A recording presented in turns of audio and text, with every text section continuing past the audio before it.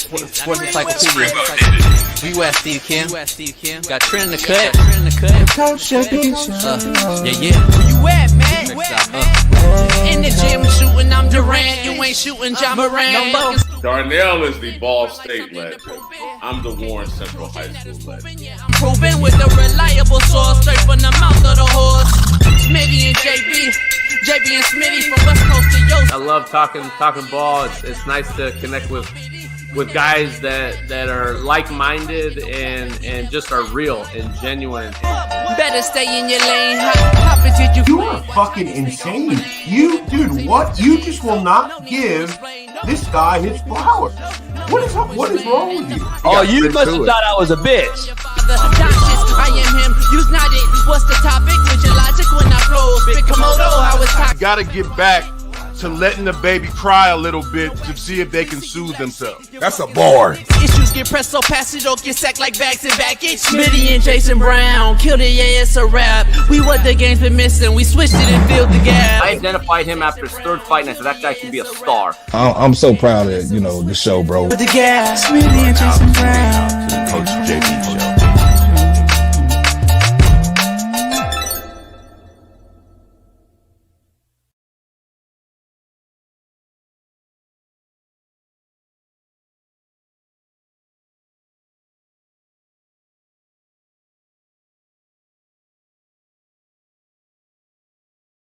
What up? We are in the building, yeah. Coach JB, you see that shirt? You can get it on the CoachJBStore.com. We are live in the building. It is Doc Talk Tuesday. Bama legend T-Rich, Trent Richardson Tuesday, and Steve Kim, the Korean Cosell, Hidden Gems, Crouching Tiger Tuesday, as he'll break down all things Miami, Cal, in that second game that they should have lost. We're going to dive into that with Steve Kim, plus some boxing stuff from this weekend coming up from the Hustler Casino live. Steve, Mario Lopez, myself, will all be there enjoying the festivities. So pound that like, subscribe, become a member. If you're not, we're going to dive into it. We got a loaded lineup today. Hopefully, Dr. Jesse Morse will join us to give us all the updated NFL injury news and Rashee Rice news. Is it as bad as they thought? We don't know. We're going to find that out. And do they go after Devontae Adams now if he is done for the season? It's all determined on what came back from that meeting yesterday.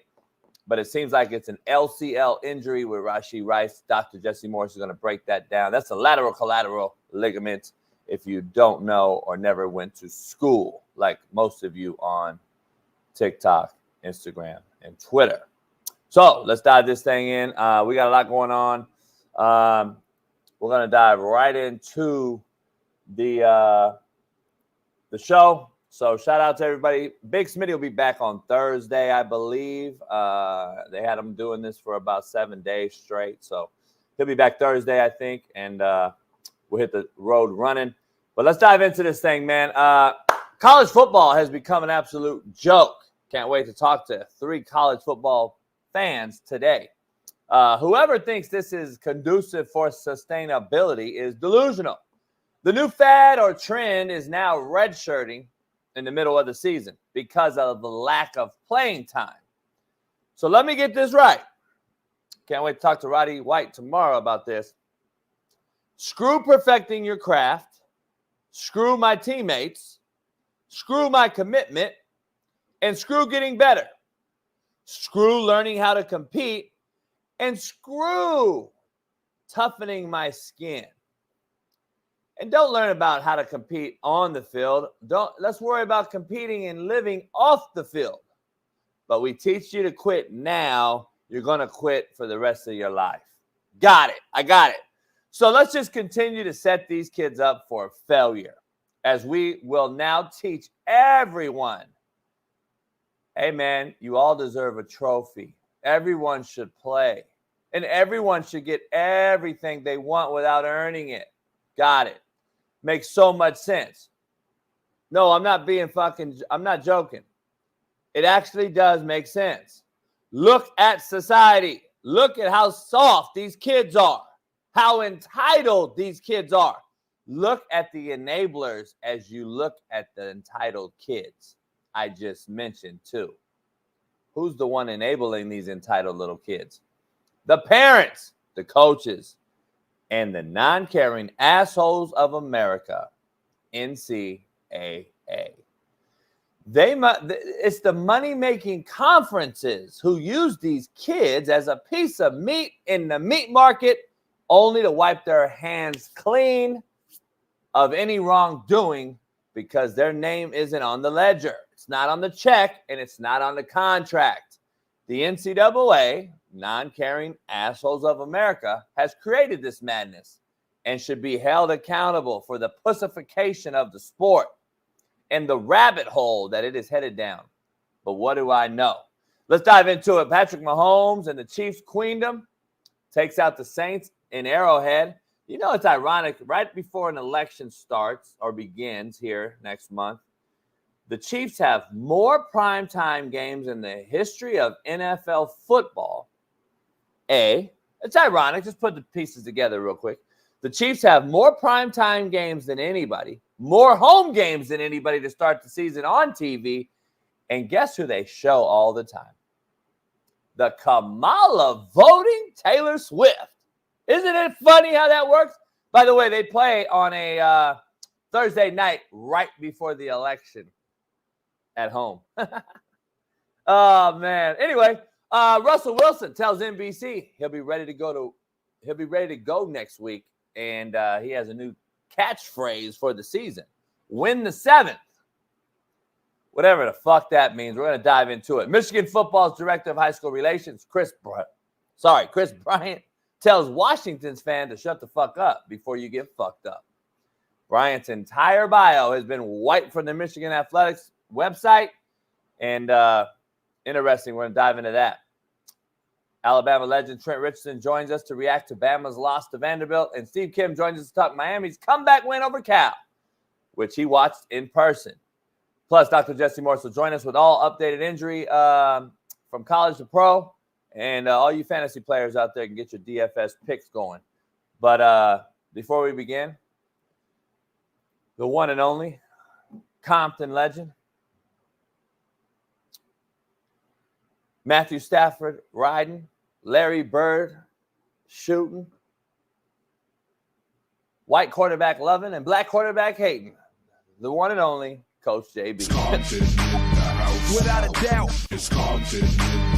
Without a doubt.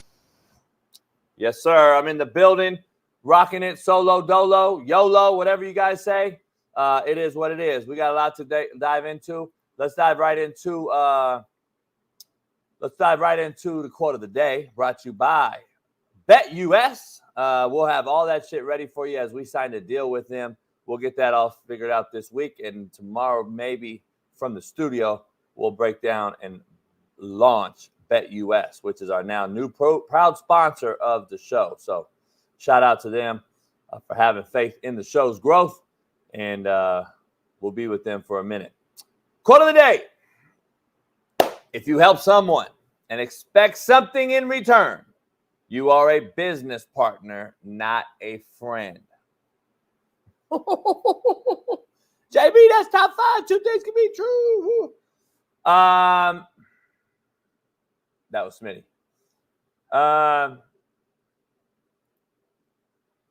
If you help someone and expect something in return, you are a business partner, not a friend. I don't know if I could say anything more true than that. A lot of you don't even understand it, but that's the truth. And a lot of you know who I'm talking about. You gave them $20, they give you $20, and then they're sitting there with a handout. You already know. You know how it works. Contrary to belief, brought to you by Prize Picks. Head on over to Prize Picks. Use the promo code CoachJB.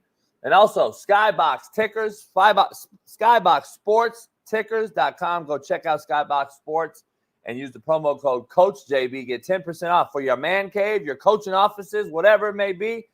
If you're a bettor, you do a show, podcast, whatever, Skybox Tickers. Go check it out, skyboxsports.com. Contrary to belief, hard times create tough skin. Contrary to belief. Real simple. It's not the other way around. It's not the other way around. Soft skin doesn't create hard times. Hard times create tough skin. Just throwing it out there. Contrary to all your pussy beliefs. Poll question. We're going to dive into the poll question here in a second. Let me start this thing off with the thumbnail, which has the queendom on it and Patrick Mahomes. Somebody in the chat said, are you going to start looking up or admitting Patrick Mahomes is the GOAT? No, I'm actually believing more in myself by saying Patrick Mahomes is the most overrated quarterback in the history of NFL. Yeah, I said it. That's what I'm saying. But what do I know? You guys will all look at your fantasy card last night. Well, he didn't throw no touchdowns again. He didn't throw any touchdowns, but he's the GOAT. Okay? So here's the bottom line. He threw for 300 yards. Yay. Look at the yards he threw. Why don't you look at those balls that were completed. Juju Smith-Schuster, by the way. Juju Schuster-Smith, Long Beach Poly, shout out. Compton, shout out. Go look at him when he's been with the Chiefs and without the Chiefs. So did Juju get shitty when he leaves the Chiefs, or is he just a product of the system and Andy Reid? Because last night, look at what he's done since he's arrived back with the Chiefs. 150 yards. Look at the catches. More targets. Look at the system. We'll start there. But let's start with the Queendom being 5-0. Clap it up. Shout out to them. 5-0. 5-0. Just telling you, they're good. They're 5-0, dog. You know why? Because they know how to win. They've won now. They got rings. So I love Andy Reid. I think he's the best football coach in football. There's no doubt about it. Two things can be true. You could have a great coach that protects your quarterback. I don't know if you knew that or not. You can create a system that protects your quarterback. I don't know if you knew that or not. And you can play 5 quarterbacks that are absolutely overrated, shitty, or in rebuild mode. So the Chargers, we know. Who else they beat? Kirk Cousins, old ass. Who else they beat? Can we look at the teams they've played so far? The Bengals, at the beginning of the season, without Jamar Chase, without anybody. Burrow looked washed. He's hurt. Then he bounces back. Who else did they beat? Who else have they beaten? At least Sam Darnold's beat the Niners. Jets on the road. If you want to talk about comparisons. But we're not comparing Patrick Mahomes and Sam Darnold. If that's who you really comparisons, if you're comparing Patrick Mahomes to Sam Darnold, you're a sad reacher. Sam Darnold was supposed to be garbage until Coach JB said he wasn't. But anyway, man, it's ironic on how you guys will perceive Patrick Mahomes. And now today, because they're 5-0, they've won every game before last night under 7 points. I'm trying to figure out, why is he so good? Because he really has underperformed all year long. I'm just saying, throw it out there. Patrick Mahomes does not look good. I guess you know more quarterback than me, because I sure don't see a great-looking quarterback, and I definitely don't see a motherfucking GOAT quarterback. I know that. Caleb, what about Caleb Williams? We'll take 2 minutes to address the chat. What about Caleb Williams? He paints his nails. Yeah, what about him? He won. Yeah, he beat the Panthers. Shout out. You guys are fucking jokes, man. Is that you're supposed to, am I supposed to be like, oh shit, Caleb Williams is legit? Jaden Daniels, like I said before, 6 months ago, is the best quarterback in the draft. He's showing you that he is. He's on pace to do more than C.J. Stroud did last year. And, yeah, I'll dive into all you guys' questions. The Rams are cooked, probably. E-Dub thinks they are as well. They're just so far, they're so injury-riddled. But I want to ask you, are the 49ers cooked? Which I've been saying for how long? Freddie Mac, who's your team? What's your resume? Drop it in the chat. I want to see it real quick. I forgot. Freddie, I forgot your resume and shit. I want to see it real quick. Drop it in the chat, Freddie, so we could have a conversation. You motherfuckers are absolute jokes. Keyboard soldiers or whatever you all call them. Keyboard warriors are out and about. I love it. I'm glad you're here, though, Freddie. Shout out. Respect. Fucking dick rider. Resumes don't matter? Well, I never said that. Show me where I said that at. I'm a hater, I know. Hate all black quarterbacks, love all white ones, right, Freddie? I only coached 36 black quarterbacks, though. Sent them all to college, a couple to the league. Who have you sent to the league? My bad. What have you done? Where did you send your kids? Oh, to get WIC? Unemployment? Teach them for a handout? Play victim? Freddie, victim? You a victim. You down. They trying to fuck you. Freddie, you a fucking joke, homie. You used to get beat up in your hood. I just give you that. You give me that vibe. You finally got over it, and now you moved out of town where you got your ass beat every day, and then the homies now, you found some new homies. Everything's race with Freddie Mac. I love it. Those are the ones that are just Freddie Mac. Go get you a Trump shirt, homie. CoachJBStore.com. Hurry up. Go get you one, homie. Let's dive into the show. We got a lot to discuss. Poll question to start the show off first, though. College football playoff expansion will prove to be a disaster. Yes or no? Drop it in the chat. Drop it in the chat. Drop it in the chat below. College football expansion will prove to be a disaster. Yes or no? Check it out. I'm going to say, of course it is. I've been saying that for how long? Then they'll add 14 teams next year. I told you yesterday to mark my words and the date, the time stamp it, whatever you had to do. Yesterday, I said you'll see opt-outs, sit-outs, and you'll see guys absolutely quit on their team from 12 to 5. Just telling you. 1 through 4, maybe. Nobody will opt out. But I'm telling you right now, you're going to see opt-out. Kids are redshirting week 5. The fuck you talking about? We're redshirting week 5. Thanks to COVID.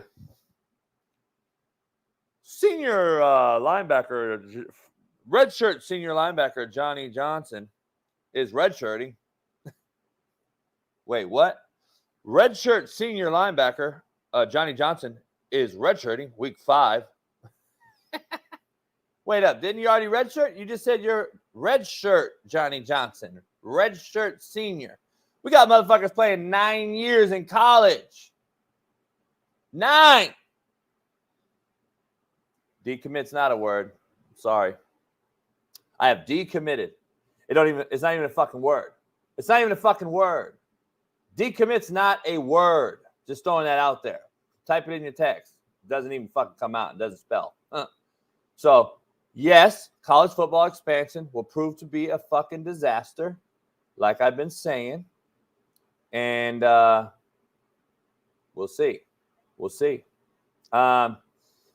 It's funny how half you guys, the show's lit without Smitty. Then the other half starting to realize, JB needs Smitty to have that back and forth banter. I'll be the first to admit it. You know how many fucking messages I got? Man, I was wrong. Smitty makes the show go.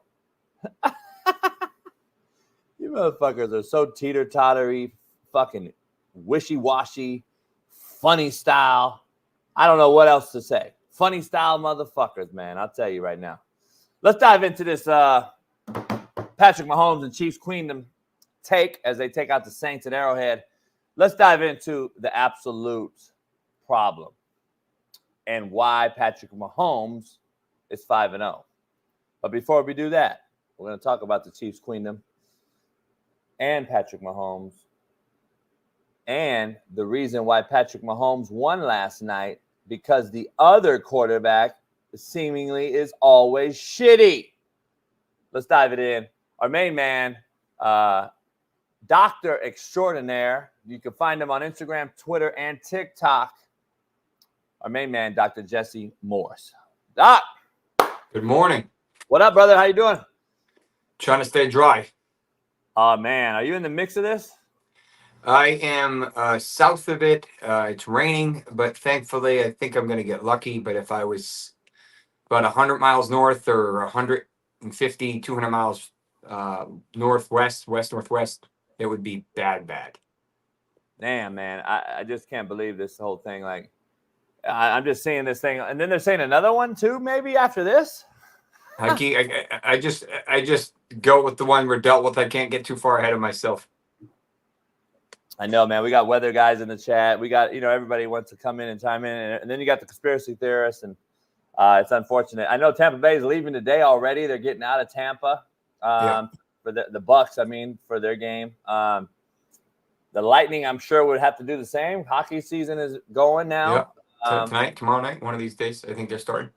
Luckily, baseball's over for the Tampa Bay Rays, but it's unfortunate. Teams got to move around. I've seen a bunch of unfortunate videos on TikTok and everywhere else where families are like, well, where do we go? I have no family. I got no money. I got 8 family members, 4 dogs, 3 cats, all this shit. And they're like, where do I go? I can't.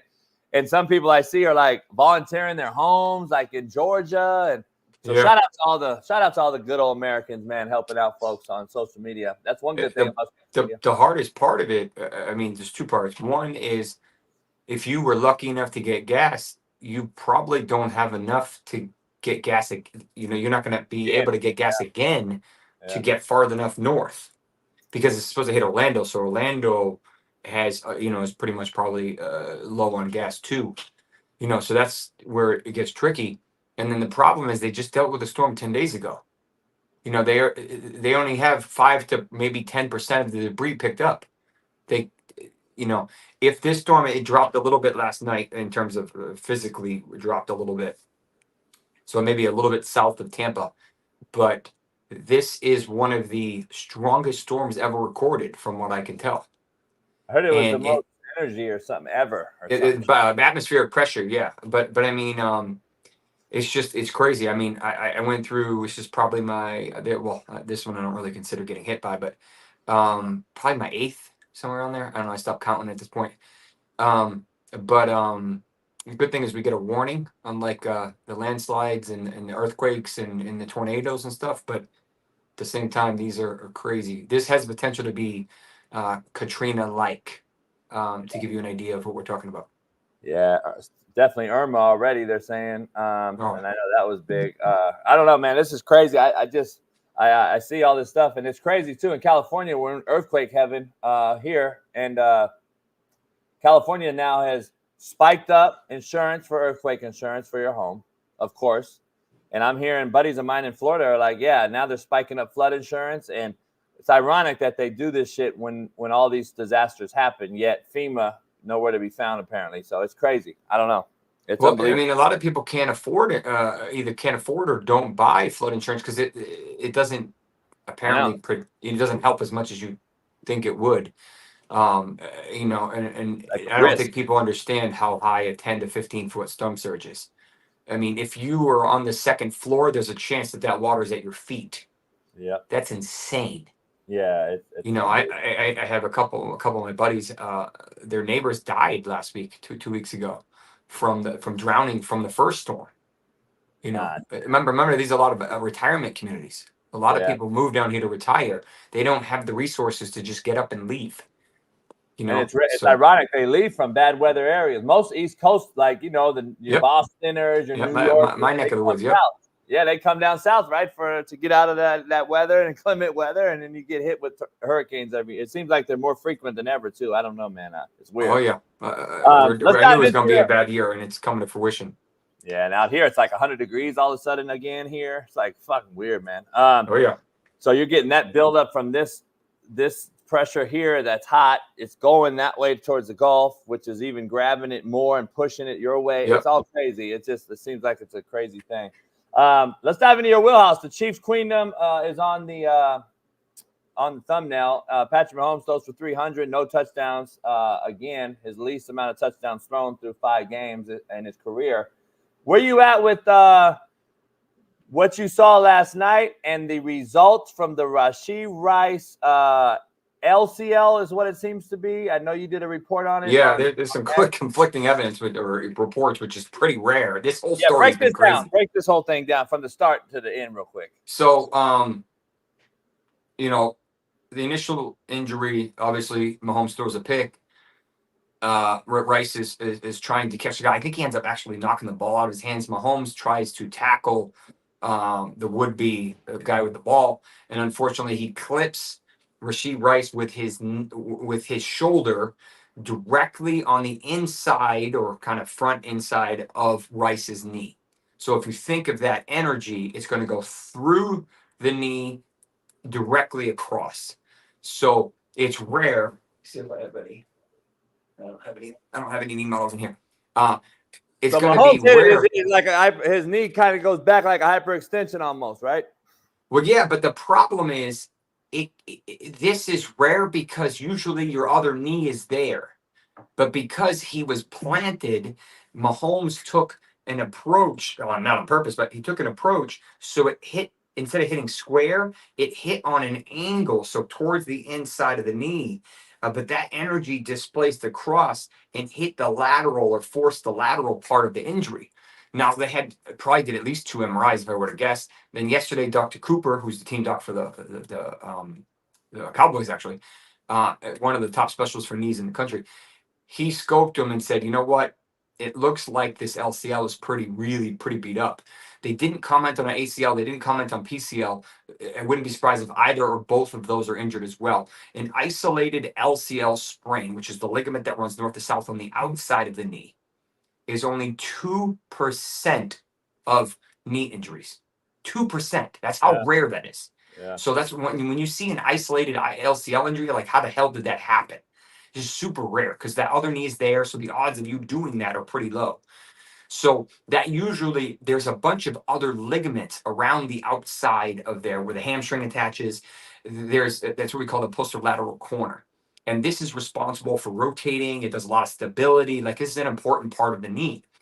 And unfortunately, when you injure this, you can injure some of those small little ligaments and tendons that are responsible for these funny movements.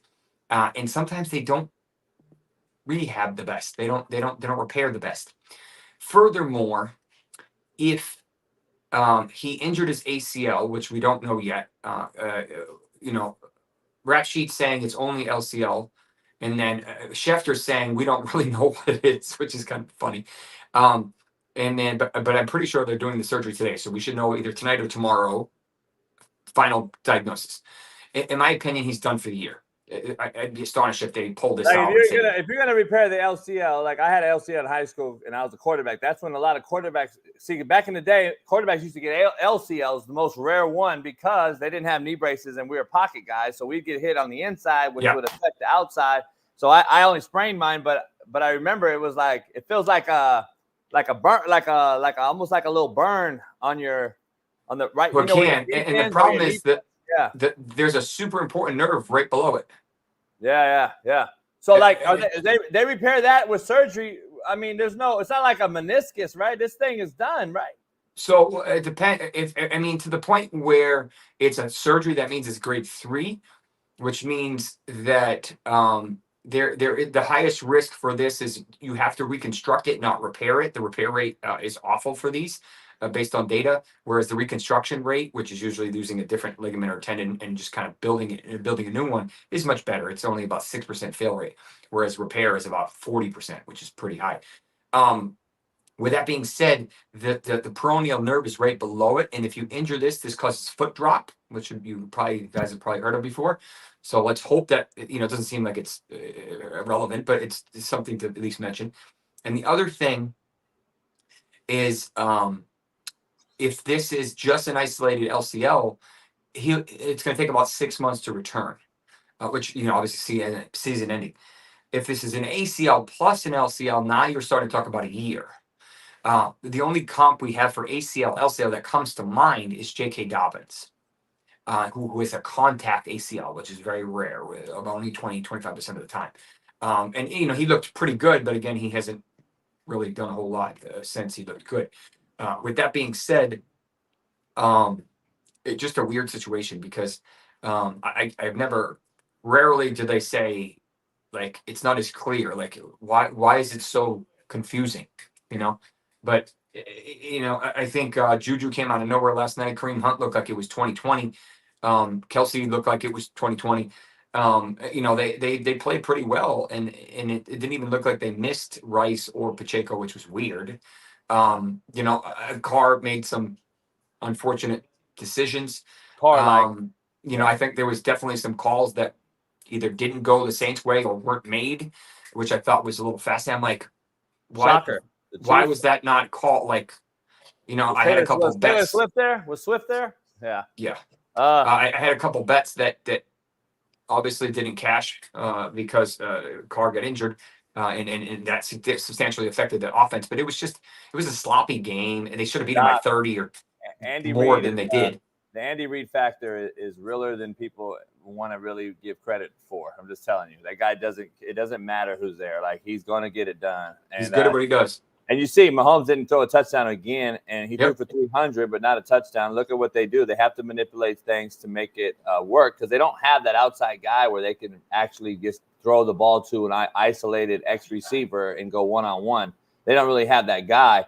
So having said this, real quick before we dive into the other injury across the field from the Chiefs last night, do you see now when they told Davante Adams, no, we're not going to do it, we're going to wait on Rashee Rice news because it was conflicting, as you stated. Now the Rashee Rice is a little grim or gray, at least. It's going to be cloudy. It's definitely not back before probably playoffs, I would assume. Do you think they go after Davante Adams now? Because if I'm Davante Adams, Doc, I don't want to go to this Jet team. Holy shit, that offense. No, that looks like a hot mess. And Rodgers is banged up, and they just, Salah and Hackett. It's just like, Belichick had a really good take on your buddy Pat McAfee's show last night about trade values, and I happened to see the clip. It was like 3-4 minutes long. And he brought up a lot of valid points. He's like, they're setting the price so high for Adams that I don't think they want to trade him. They're just doing due diligence to say, hey, yeah, he's available. Or maybe they're just starting high to get a bidding war going. Yeah. He's owed a lot of money. They're going to have to manipulate stuff to pull this off. $14 million or so. Do they need him? Yes, they could definitely use him. I think that would be a cool combo. Almost like when Brady got Moss, and you're like, isn't he done? And you're like, no, obviously not. Like, that was ridiculous. I was, watching very closely back in the day when that happened. I think I'd like to see Amari Cooper. I think that would be a cool option as well. And they already manipulated his contract to make him technically available. And Watson looks awful. I told you, man, that dude is so fun. By the way, his new allegation was resolved yesterday. It's just getting resolved, but nothing comes out in public. It's all getting resolved, but he's never said it's not me. I didn't do anything. It's crazy how that shit works. It's unbelievable. And you wonder why his head's so cloudy and he can't fucking throw a ball. I mean, he looks. It's horrible. almost it's almost like the Patriots and Brissett, where they know, like, May is the answer. They're just not. They're almost not willing to pull the trigger yet. It's kind of the same thing with Watson and Winston. Like, we know who Winston is, but I mean, Watson's not giving you. I mean, that should have been their best offensive performing game of the season. Did they even score a touchdown? Maybe one. I don't know, Doc. I truly believe I try to walk by faith, not by sight. I believe in some karma here and there. Fucking, it's crazy how what's happened to Deshaun Watson. Unfortunately, to Rashee Rice, but not unfortunately. I see him walk away from the scene. It's crazy to me. Shit comes full circle now. And it's like, well, and your quarterback takes you out? That ain't karma. Fuck, I don't know what is, but it's crazy how that works. Derek Carr, oblique injury. Explain that and where it's. So Derek Carr always disappears when the lights are shining brightest, but he literally disappeared last night as they took him into the tent and then into the tunnel. Yeah. And then he was done. And he said some interesting things after the game, Doc, about It's bad, he said, I believe, quote, it's bad, and I'll wait to see what they say. So that's interesting coming from him. So Carr will play through injury. He does have a pretty good record of playing through injury. I mean, he's had his fair share of injuries, but oblique strains are, so your obliques are the muscles that are on your the abdomen on the sides. There's two levels. There's deep, and then there's kind of superficial. These attach to the ribs and are responsible for rotating, right? So if you are a right-handed quarterback, which almost all of them are, then your right-handed side is really strong, just like a baseball pitcher. But when you, just like a baseball pitcher, when you're throwing, what do you need to do? You're vulnerable here. So you need to square up. Yeah. What are you doing with that? The left oblique, right? So what happens is these get weak while these are super strong.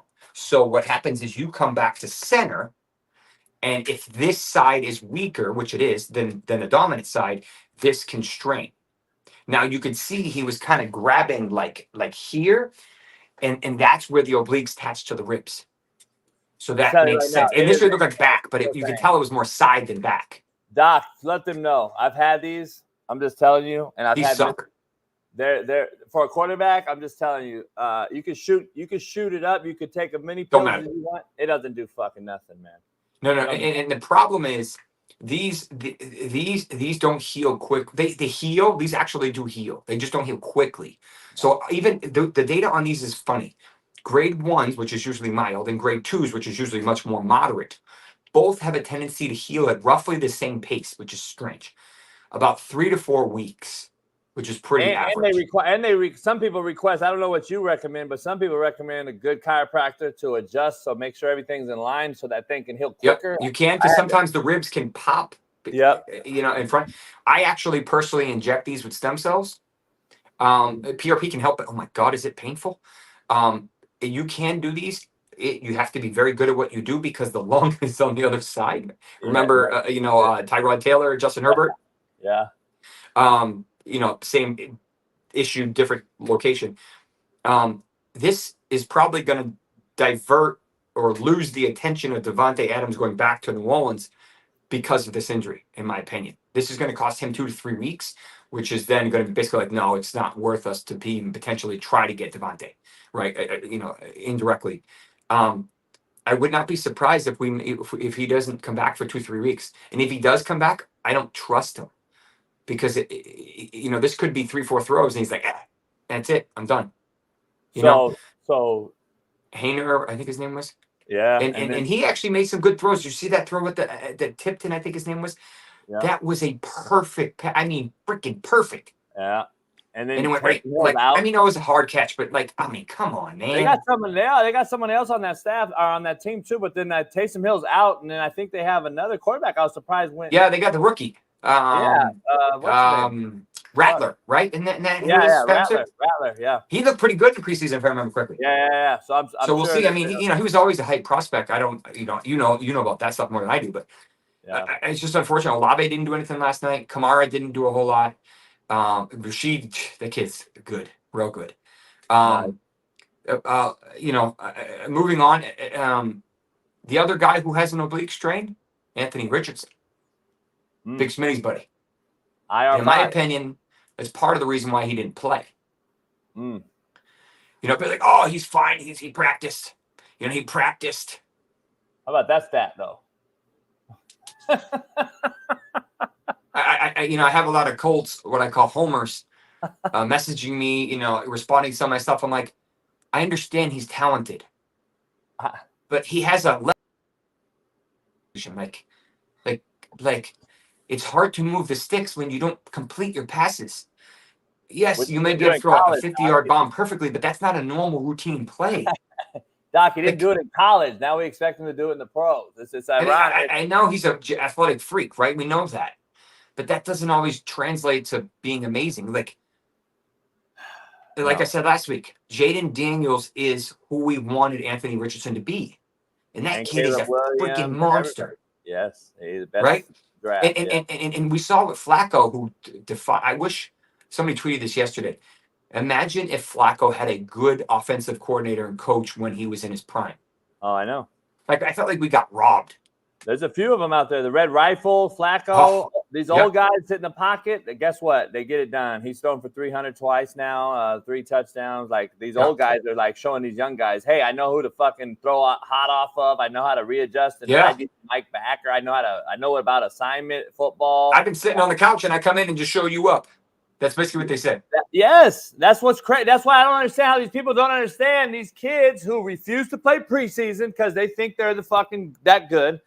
And then the coaches don't demand it. It's crazy. And then these guys are sitting over there, old ass Flacco's like, son, come here. He's telling the quarterback, son, why aren't you replacing the Mike Backer? And he's sitting on the sideline like, fuck, I'm not playing, and I'm having to teach this youngster who don't know shit.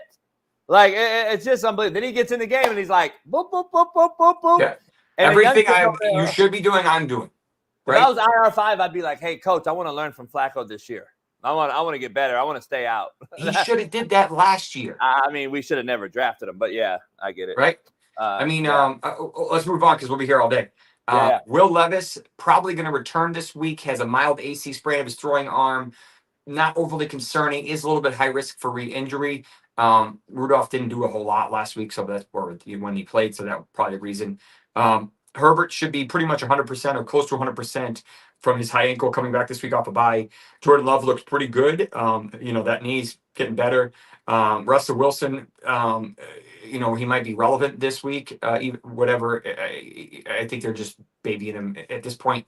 You need a good quality backup, and that's kind of what he is. Aaron Jones unfortunately tweaked his right hip, and he could have had a monster game, and it just derailed it. I have a concern. This is more hamstring than hip. The way he grabbed, the way he was trying to get loose, what happened to him last year. This is part of the reason I was off him this year because of his injury history and his age. He looked great early on in the season, but Father Time always wins. He got lucky with a bye week, but we'll have to see how. And we might not hear anything this week. This is part of the problem about what to do. Etienne injured his shoulder again. Tank Bigsby looks legit. I think it's still going to be a pain in the ass backfield though. But they looked better than they had it all season, so we'll take that. Rashad White, this hasn't come up yet, but it bears mentioning. Possible right high ankle sprain. This kind of went by the wayside on Thursday night. And so we'll have to see if and they're already in New Orleans waiting for that game. So if we see that if White has any issues with his ankle on the injury report, then that's the reason. Maybe he got lucky. I haven't seen any updates on that. Achan unfortunately took a shot, landed pretty hard, and suffered concussion, was pretty much done really before his day even started. Mostert came in and looked great like he usually does, and Jalen Wright looked pretty good. They have a bye this week, so I guess if there's any good timing, it's that one. And then in the same game, Ramondre Stevenson injured his knee. I didn't see it, so I have to go back and review the film.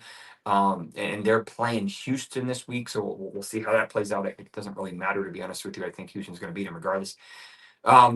Zach Moss suffered kind of a similar to Joe Mixon type injury with almost like a high ankle-ish, but it sounds like he got lucky, but I'm not ready to go there yet because this game was incredible, but what they did in the overtime was a crime. 3 runs with Chase, because Moss, I believe, was out at that time, and then to settle for a far field goal, whatever it was, and then you gave Lamar the open field, and it's just like, or really King Henry at that point, but either way, I think it would have happened. And that was it. I mean, it was just kind of disappointing after how good the game was. Where you at with Jonathan Taylor and Malik Neighbors? So JT has a high ankle. I think this week's 50-50. We'll probably know by tomorrow. Maybe Thursday. I think by tomorrow. Jonathan, from Neighbors, I think he should be back this week. Just given when's their bye? They don't have a bye for a couple weeks, so I think there's a good chance he's back this week. They look good.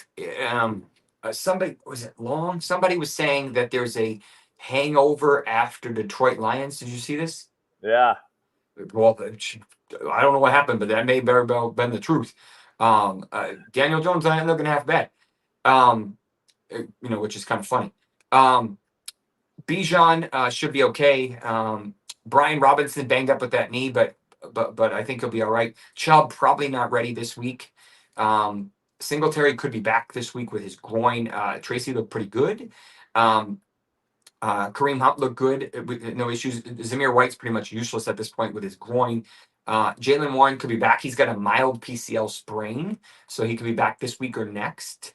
And then Joe Mixon, they keep calling him week to week. This has been several weeks now, so this tells me this might be more of a medial or inner ankle, which is a bad thing, versus a high ankle, which is still bad. But he practiced that one time, and then that was it. He couldn't do anything, and now we haven't seen him basically since. We need to see him practice. I know. People are laughing in the chat like, is there anyone left to play? I mean, I'm telling you, we've been saying this for 2 years. Doc's been on this show now going into year 2, and we've been talking about the injury uprise every single week. So, I mean, I'm just telling you, you don't practice, you don't develop rigor, you don't develop callus. That's what happens, in my opinion. You take away rules, and you actually get more hurt. I'm just throwing that out there. Nico Collins, we saw him walking in after a touchdown against Buffalo. I know you got to go. There's 3 things real quick. Nico, CMC update, and we got to get a Dr. Jesse Morse rant on Josh Allen. Oh, yes. I forgot about that. We got the videos on Josh Allen. So do CMC and Nico, and then Nico, they changed. So this is likely a re-injury from his hamstring 2 weeks ago when he did it on a Friday. Played Sunday, played the following Sunday, did fine, and then last week he tweaked it on that big, beautiful long play. They went from day to day to week within 7 hours. That's not good. That's like AJ Brown. It's going to be a couple weeks. So we're talking probably week 7 or maybe week 8. Just depending on how it plays out. So it's going to be a combo of Dell, and it's going to be a combo of Diggs and Schultz to hold down the fort, maybe a little Xavier Hutchinson. And then as far as CMC, I think I'm leaning closer to week 10 to 12 as opposed to 8 to 10. I just think he needs time to ramp up. And when you bring him back, you need to bring him back. You can't just be like, yeah, we're going to bring him back and then we're going to hold him out a week. Like, no, get him ready. It sounds like it's probably one Achilles tendon that's really bothering him. The calf should be fine by now. It may come back in the future, but it's fine. And I think they're going to continue to use Mason and maybe they use, CMC and more that dynamic role. I think he will be back this year. For fantasy, it may be a little too late. Maybe he used it from a couple of weeks, 2-3 weeks, maybe playoffs.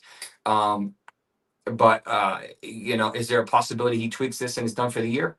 That's still very possible. So hence the risky play. And then, one more thing I want to talk about, that Brandon Cooks situation. Just unfortunate. He went in for an injection into his knee. I've done tens of thousands of these. Not Thursday, the previous Thursday in New York, probably after the game is my guess. My suspicion is the doc didn't clean the knee on the outside with alcohol or chlorhexidine, whatever they're using, and introduced the needle into the joint and brought bacteria from the outside in, and he got infection in the joint. That requires a washout. He ended up trimming the meniscus. Dr. Cooper did it, and they just put him on IR for a month.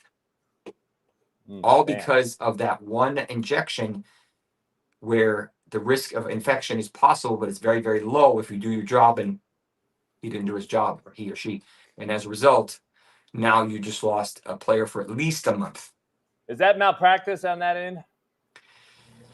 No, because in my opinion, it's a known risk. It's just very low. It's just unfortunate, right? It's unfortunate. It's kind of like back in the day with Herbert and Tyrod. It's possible risk is just low. So everybody saw your tweets and your TikToks on Josh Allen. I know this is going crazy. I did a video. While Doc's away, I did a video on Tua a couple years ago when he hit his head and it went viral. Doc did a video on Josh Allen. It's going viral. Take a look. This is what Doc talked about. He clearly bangs that head. I know for a fact what that feels like, what it does. First of all, your ears ringing. you're definitely off balance right now when he gets up. That's a big body hitting the ground. Right there, he looks out, Doc. I don't know about you. And then the smelling salt seems to be in play. And this is old school right here. This is old school football. This is old school, what we used to do. Smelling salt solved everything back in the day, Doc.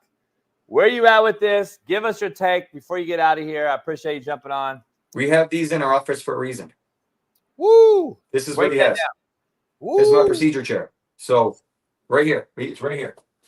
So wait. For good reason. You need it available. You need it immediately. But that's not to fix the concussion. No shit, no doubt.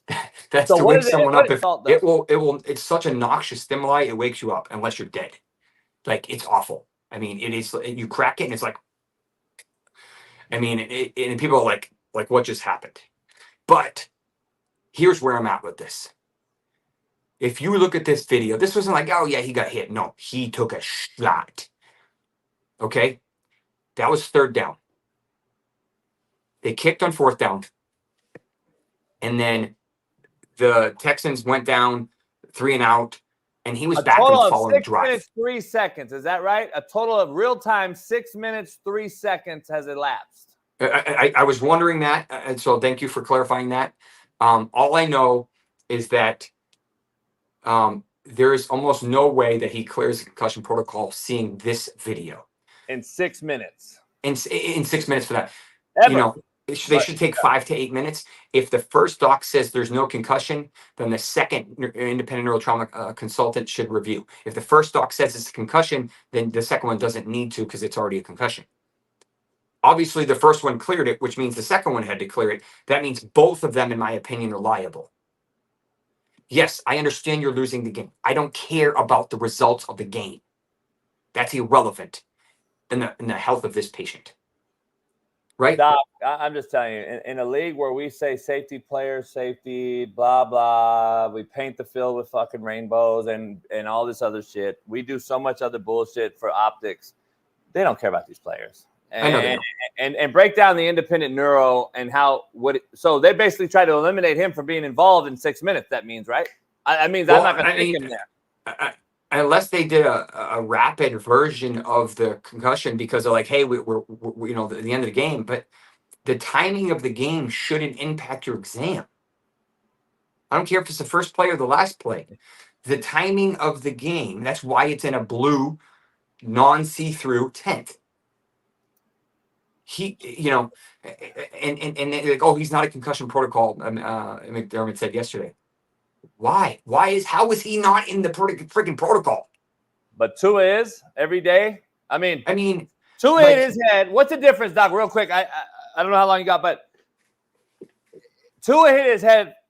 Back of his head slams off the turf in his instant in 22.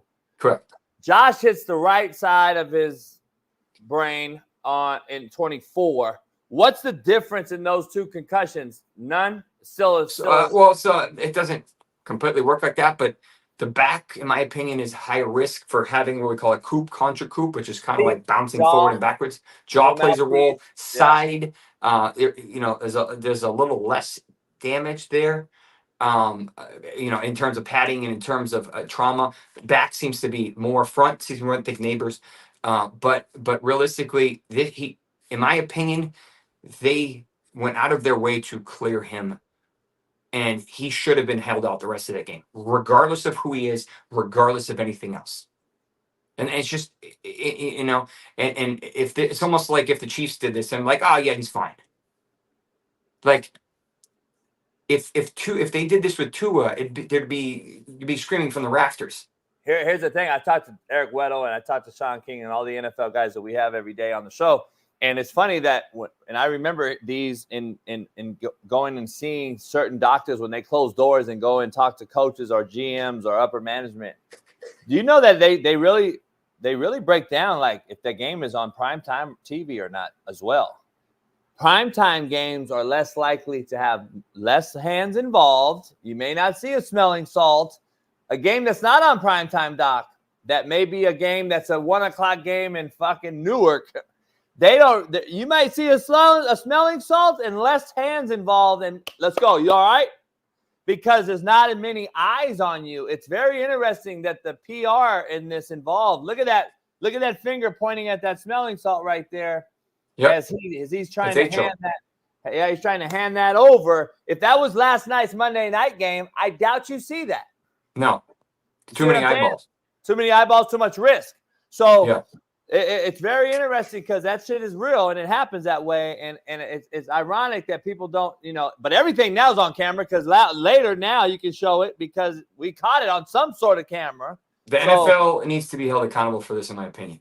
I love the product, but you can't have it one way and then change your mind and have it a different way for a different player. Yeah. And do the teams get so what's the fine now when the team does something that's basically out of pocket? They're going to go and do some. I don't know. I have no idea. It should be a pick. It's a joke. It's a joke. Yeah. I got to take off. Doc, appreciate you. I'll see you next week. All right, buddy. Friday. I'll see you Friday. Doc will be back on Friday as he is every week.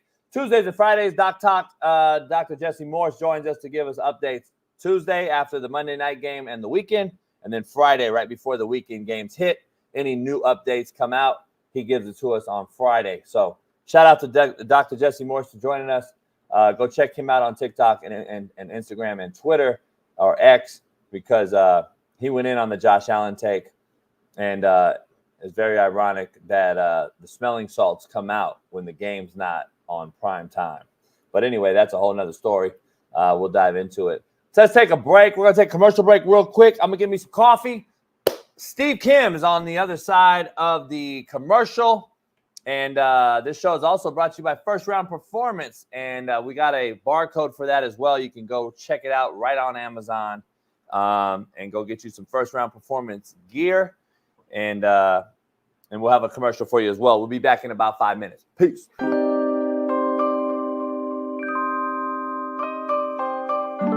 Hey, dog, they saw a motherfucker walking around Miami Dolphins camp. What's cracking? You trying to play? They capping. Uh-oh. To Texas, to California. I've been here in Atlanta in my studio creating content as an influencer, as a YouTuber, you know what I mean? Oh, shit. Hey, Lion, that's crazy. It's crazy to me to just make shit up, huh? Yeah, I've been telling you, ass. You know how it go, bro. They look at what's hot, what's popping.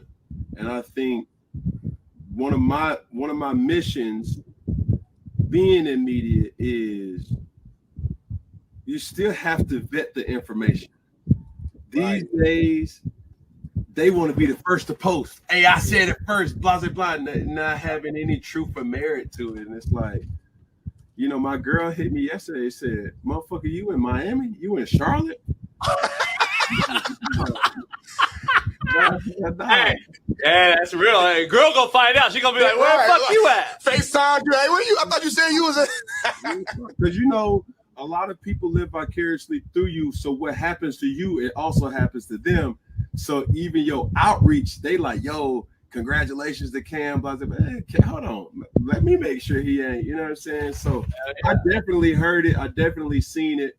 And this is a fedora that I have on, but what most people wear on their hat, this was a definitely cap situation. You know what I'm saying? It's capping. Hey, I told people before, I was like, man, I recruited Cam years ago before he went to Blinn, and you signed with Franchione's kid, and I was like, man, I was trying to get that motherfucker to Compton, boy. And your take with Tyreek Hill getting pulled over, Smitty and I had a huge argument about it. I saw your take, and I'm like, we had an argument. And then and I was like, does that go back to JUCO though? What you just kind of stated is saying, hey man, I got a different look, I got a different eye now on these folks with my skin tone and the motherfuckers that maybe they're not just what everyone else in the media uses as an agenda. I told Smitty and I said, when you got a kid, when you have a daughter or a son, and you got a different lifestyle, you'll tell that motherfucker to keep the motherfucking window down. 100%. And I think it changes people's mindset. And Smitty young, Smitty 30, and he's like, well, still, two things could be true. It didn't have to happen afterwards. Like, well, yeah, but it would have never got to that point. And I think that was your take as well. But does it go back to JUCO looking and saying, you know what, Franchione was a white boy, and he actually looked out for me. It's not just, do you look at that now as a grown man and say that might have changed my thinking? Well, that's a whole loaded question. The first, I will go to the Tyreek situation. Man, I love Tyreek, bro. A Georgia boy who, you know, I have the utmost respect for, and his skill set and talent, right? When I look at my takes as a sports personality now, covering sports in a football adjacent show, so to speak. Yep. It's my job. I looked at it like I was the OG in the locker room, where people don't say it, but they always want to hear what you got to say, right? Yeah. And when I analyzed the whole situation, I was one of the million people that heard and got the ESPN update on their phone as I'm walking into church, and I'm like, what? Hold up. So, do we have footage? Do we have this? And then when you see the initial footage of him on the ground, it's like, oh my God, what the fuck, right? Right. But when you get the whole police dash cam and you see what transpired and how it escalated and how it could have been de-escalated at times, he didn't uphold his end of the bargain. And as any true friend, as any true person that's in your social circle or any true teammate, it's your job to not just be the yes man, to be like, yo, bro, I'm not just going to be like, yeah, dog, you could have got foul. Yeah, like, you foul. Hold on. Yeah. Hold on, Tyreek. Like, my boy. Oh, you got out, bro. You could have handled that way differently too. And even with this situation, a lot of times cats don't be willing to lose a friendship because of the truth. It's like, yo, bro, I'm just here to report what I deem you to be and uphold yourself and your morals as a way. It could have been anything. Obviously, it was a police situation where I tried to give perspective for my children, right? And all children. But it could have been a domestic situation. It could have been, you know, you just acting as if you're normal in a club where you're being disrespectful, belligerent, whatever you want to kind of call it. These are things that accountability has to be held at all times.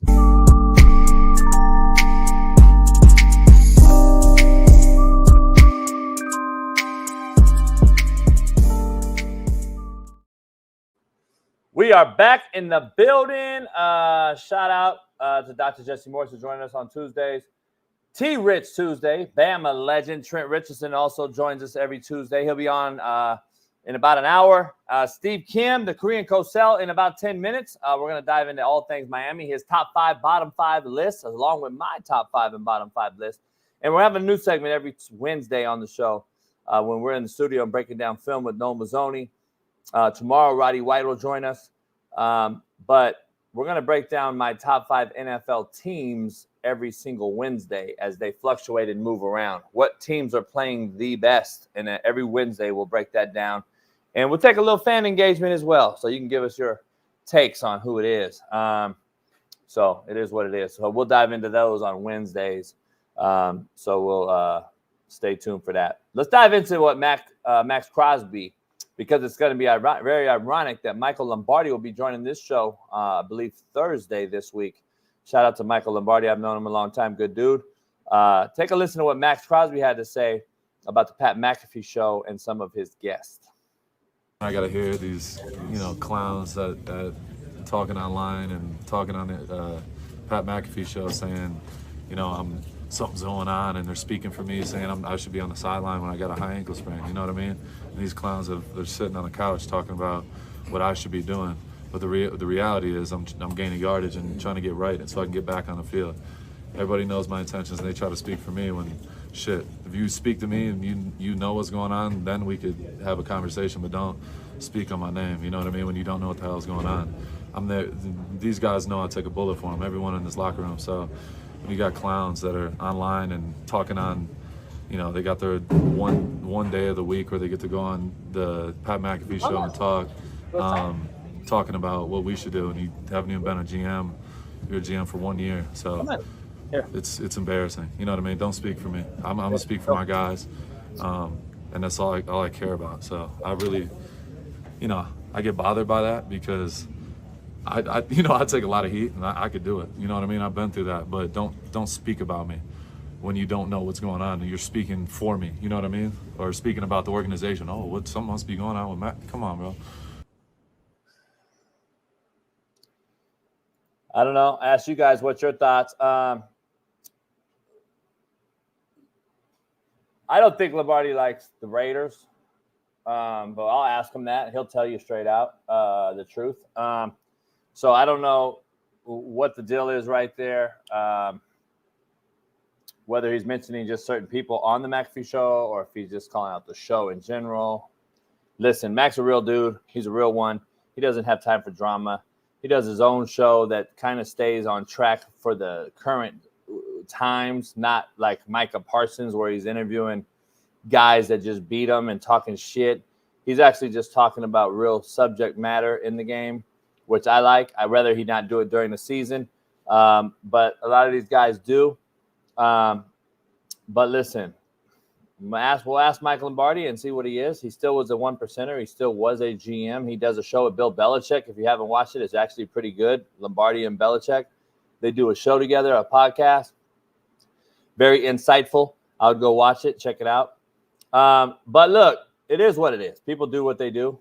I don't really know, but unless you have inside information or the horse's mouth himself, Max Crosby, I would see why he's pissed too.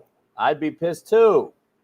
I mean, don't speak on my name unless you know for a fact. So, just saying, it is what it is. I just hate gossip, man. I hate the fucking whole gossip thing, but that's what the social media world has turned into. Let's dive into this Michigan football director of high school relations deal. If you haven't seen the video, I don't know if this guy's been fired or not. I know his bio has been wiped off the Michigan website after their loss to Washington in Seattle. Check out this interaction at Michigan versus Washington this past weekend. Like, why am I under red? Like, they were Sterling. Whatever you guys don't know, you better chill the fuck out before you get fucked up straight like that. Hey, we're good. We're good.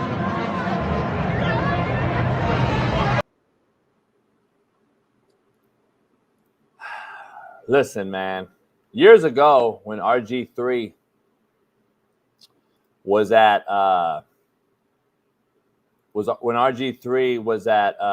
I'm hearing something interesting. Is this breaking news here going on? Because I'm getting blown up. Did the Jets really just do what they did? Hold on, Bailey. Bailey, I think we need some breaking news real quick. Drop it, because I hear that is real. Holy shit. And we are in perfect time for this too, because who else to talk about this than with our main man, the Korean Kosel, the hidden gem, or hidden gem, crouching tiger, hidden gem, Korean Kosel himself, the host of Three Knockdown Rule and Fearless with Jason Whitlock. Steve Kim joins us. Steve, you coming right in, Steve, right to a whirlwind. Can you hear me? I can. They just fired Salah. Yeah, I'm a little surprised. It's not like they were 0-5, but whatever. That is very, very interesting. I'm trying to figure it out. Do we have something, Bailey, on the reasoning or verbiage of it, or no? Has there been a release yet, a statement or anything? Try to break the news with it, but I don't know if we have it or not. Bailey's trying to find it. I don't know. What do you think the response from the ownership would be right now? Why would the firing? What would the words be, you think? Well, they probably think they're an underachieving team, and with the Aaron Rodgers thing, they're going all in. I guess all in, replacing a coach that he may not completely see eye to eye with. I don't know who would be the interim coach at this point. I would think it's not Nathaniel Hackett, even though that is Rodgers' handpicked offensive coordinator. I'm a little surprised. The Jets, to me, are still a work in progress. It's not like they were getting blown out every game. They're actually not that far from being 4-1, but that's the decision they made, and you move forward. I'm a little surprised, but they have a game on Sunday, or I think they do, and they got to get going. There's no way that Hackett's the head coach. There's no way. If he is the head coach, then he has to be super involved with the grassy knoll shooting of Donald Trump. Like, he's got to be somebody on that stature. Like, he's got to be fucking somebody. He has to have dirt on somebody if this guy's the head coach of the Jets. And Aaron Rodgers holds more weight than we think, because there's no way. They have to fire Hackett too, right? Like, I would fire everybody. Well, if you fire Hackett, you're going to alienate Rodgers. Again, look, I'm not an NFL insider, so I don't know what to tell you other than they're going to get a new coach. I'd rather talk college football, JB. This shit has no interest towards me. Oh, it's honestly. unbelievable. It's unfucking I don't know what else to tell you. I know. I know. There is no release yet either. That's what's shitty about it. It's very interesting. You were at the Cal-Miami game. I saw you take a screenshot of the scoreboard. Listen, I want to be clear. A lot of people are coming out saying that there was an illegal man downfield. The game should have been called back. The touchdown should have been called back, blah, blah, blah. I want to just talk to the Cal fans and the fan bases that are out there saying this. You guys blew a 25-point lead. Shut up. Stop talking about the fucking last play and talk about the 30 points you gave up in the fourth quarter, okay? Stop. So go ahead, Steve. Give me your breakdown. 2 weeks in a row, I'm sure you're not as happy as you would like to be with their performance. Cam Ward's looked a little bit suspect in a lot of those 8 quarters. I would say 6 of them have been pretty bad for a Heisman leader, front runner right now since Milroe lost. Yeah, I mean, Cam giveth, Cam taketh, as I wrote. This is going to be a test of crystal ball. Is he going to actually coach the team? There's some alarming things going on, and Cam Ward was great the last 18 minutes of the game. The reason why Miami needed a comeback in large part, or in some of it, was because Cam did not operate the offense on time within structure. And when he threw that pick six, the game almost felt over at 28-10. And if you look at that play where he threw across his body, Noel Williams houses it. Sam Brown is wide open in the flat for a 6-yard gain. And he's got to be able to make the routine play at a higher clip. And when he started to do that the last quarter, for the most part, that's the way the offense should run. There's another issue that Miami has, and I don't think they're going to be able to fix it this season. They got to get faster, more athletic secondary players. And Miami does. Yes, and Damari Brown, his impact cannot be understated because I think he elevates that whole secondary. He's the guy that really has the NFL future. The safety play, I don't know if Zaquan Patterson is ready to play a lot of minutes. He's a true freshman, but he's a fast, athletic, twitchy guy. Maybe Markeith Williams, another athlete. He's very lean, but they got to get faster guys in there. And they also, Lance Guidry, the defensive coordinator, he has a lot of work to do in terms of stressing eye discipline and playing assignment football. Fernando Mendoza had 11 completions, coach, for 285 yards. It's almost impossible to win a game by percentage when you give up 4 plays of 50 yards. It really is. So it was a great win. I hear a lot of bitching and moaning about the targeting. I don't even think that was targeting. I really don't. I think it was borderline. And if you're begging for a targeting call to win a game, that says more about you than the call. Amy Trask, I guess he used to work for the. My heart goes out to the Cal. Does your heart really go out? Does your heart really go out as worse as the Jamar Russell pick you guys were a part of? Give me a break. But, I mean, all these bleeding hearts now. Do you want football or not? I thought it was a borderline hit. I can kind of see it going either way. But I thought it was a very interesting game in a sense that Miami still has players that they need to be tougher guys. They got baited into a lot of things. They don't keep emotional control that well. I was wondering where you were going with that. Where were you going? Are you leaning on the tough side or the bought-in side? Are they bought in on that? We have a few players that are not tough enough mentally, and they do this phony tough guy act, which is fine, except they get flags. Some of those personal fouls, I'm just like, if you're Mario Cristobal, you now have a test. You got to yank guys because on that game-winning drive, we're at the 5-yard line and we get a penalty. And I'm like, bro, you can't do it. It's the worst time to do it. And luckily, Miami made a play there. Cam Ward did to Damian Martinez out into the flat. There are certain guys out there that I know teams are now targeting because they're very petulant. And if I describe you as petulant as a football player, it's not a compliment. We need more Restrepos and a few less. I'll leave them nameless. I don't want to pick on anybody, but there are certain guys I'm like, when you leave, you're not going to be missed that much. I hate to say it, but that's the truth. Cal has a couple guys that are probably first-round corners. One of my buddy's sons, Noel Williams, is over there. Marcus Harris, he's also very good. Yeah, they got some legitimate guys. He's a Portland kid. I know a buddy that coached him, the Harris kid. They have some corners that are NFL guys over there. And so I saw that, and I'm looking at this game, and I like, damn, I just wish they would have beat Florida State and did what they're supposed to do with that team. Because that loss hurts you guys, right? Well, I mean, whatever. I mean, Coach, against Florida State, Cal outgained them. They out first downed them. They out time of possession them. It's interesting. Cal's a pretty good team. Their front seven's good. Teddy Buchanan's a really good player. Their interior line actually battled our guys, may have won that battle at times. But, Cam Ward's an excellent college football quarterback. He's got to understand one thing. The true measure of excellence is actually executing routine things at a very high level. It's like what I say about Michael Jordan. Michael Jordan, when he scored 38 points, 32 of those points would be very basic, fundamental things he did well, like an open 18-foot jumper, coming off a screen, squaring up his shoulders on a baseline jumper. 6 of those points were breathtaking. The other 32 were very routine, but he did it at a high level. And Cam needs to get back to just getting the ball. Like, there are times he could have dumped that ball off into the flat or underneath and set up 2nd and 2. And as a play caller, if I'm Shannon Dawson, I actually love 2nd and 2. Not every play is meant to be a 50-yard strike. So they won the game. They needed a much-needed bye week. I need a bye week after being at the last 2 games. And defensively, Ruben Bain, and that's a serious guy. In the last half of the 4th quarter, he started to truly impact the game up front. And this is what great players do. They make others better.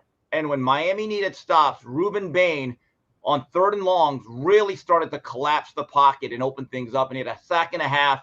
And they got to get healthy on both sides of the ball. But they won, and they got to move on to Louisville now.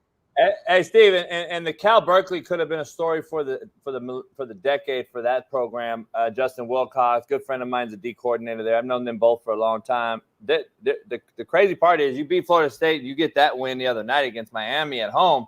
You're talking about a team that's senior heavy laden team. Like this team now in the Porto era, Cal could be back to nothing next year again and 1-9. It's that finite, Steve. And look, Jay Knott's probably, I believe, a 3rd-year, 4th-year player. Look, he wasn't available really for Florida State. He's their best offensive playmaker.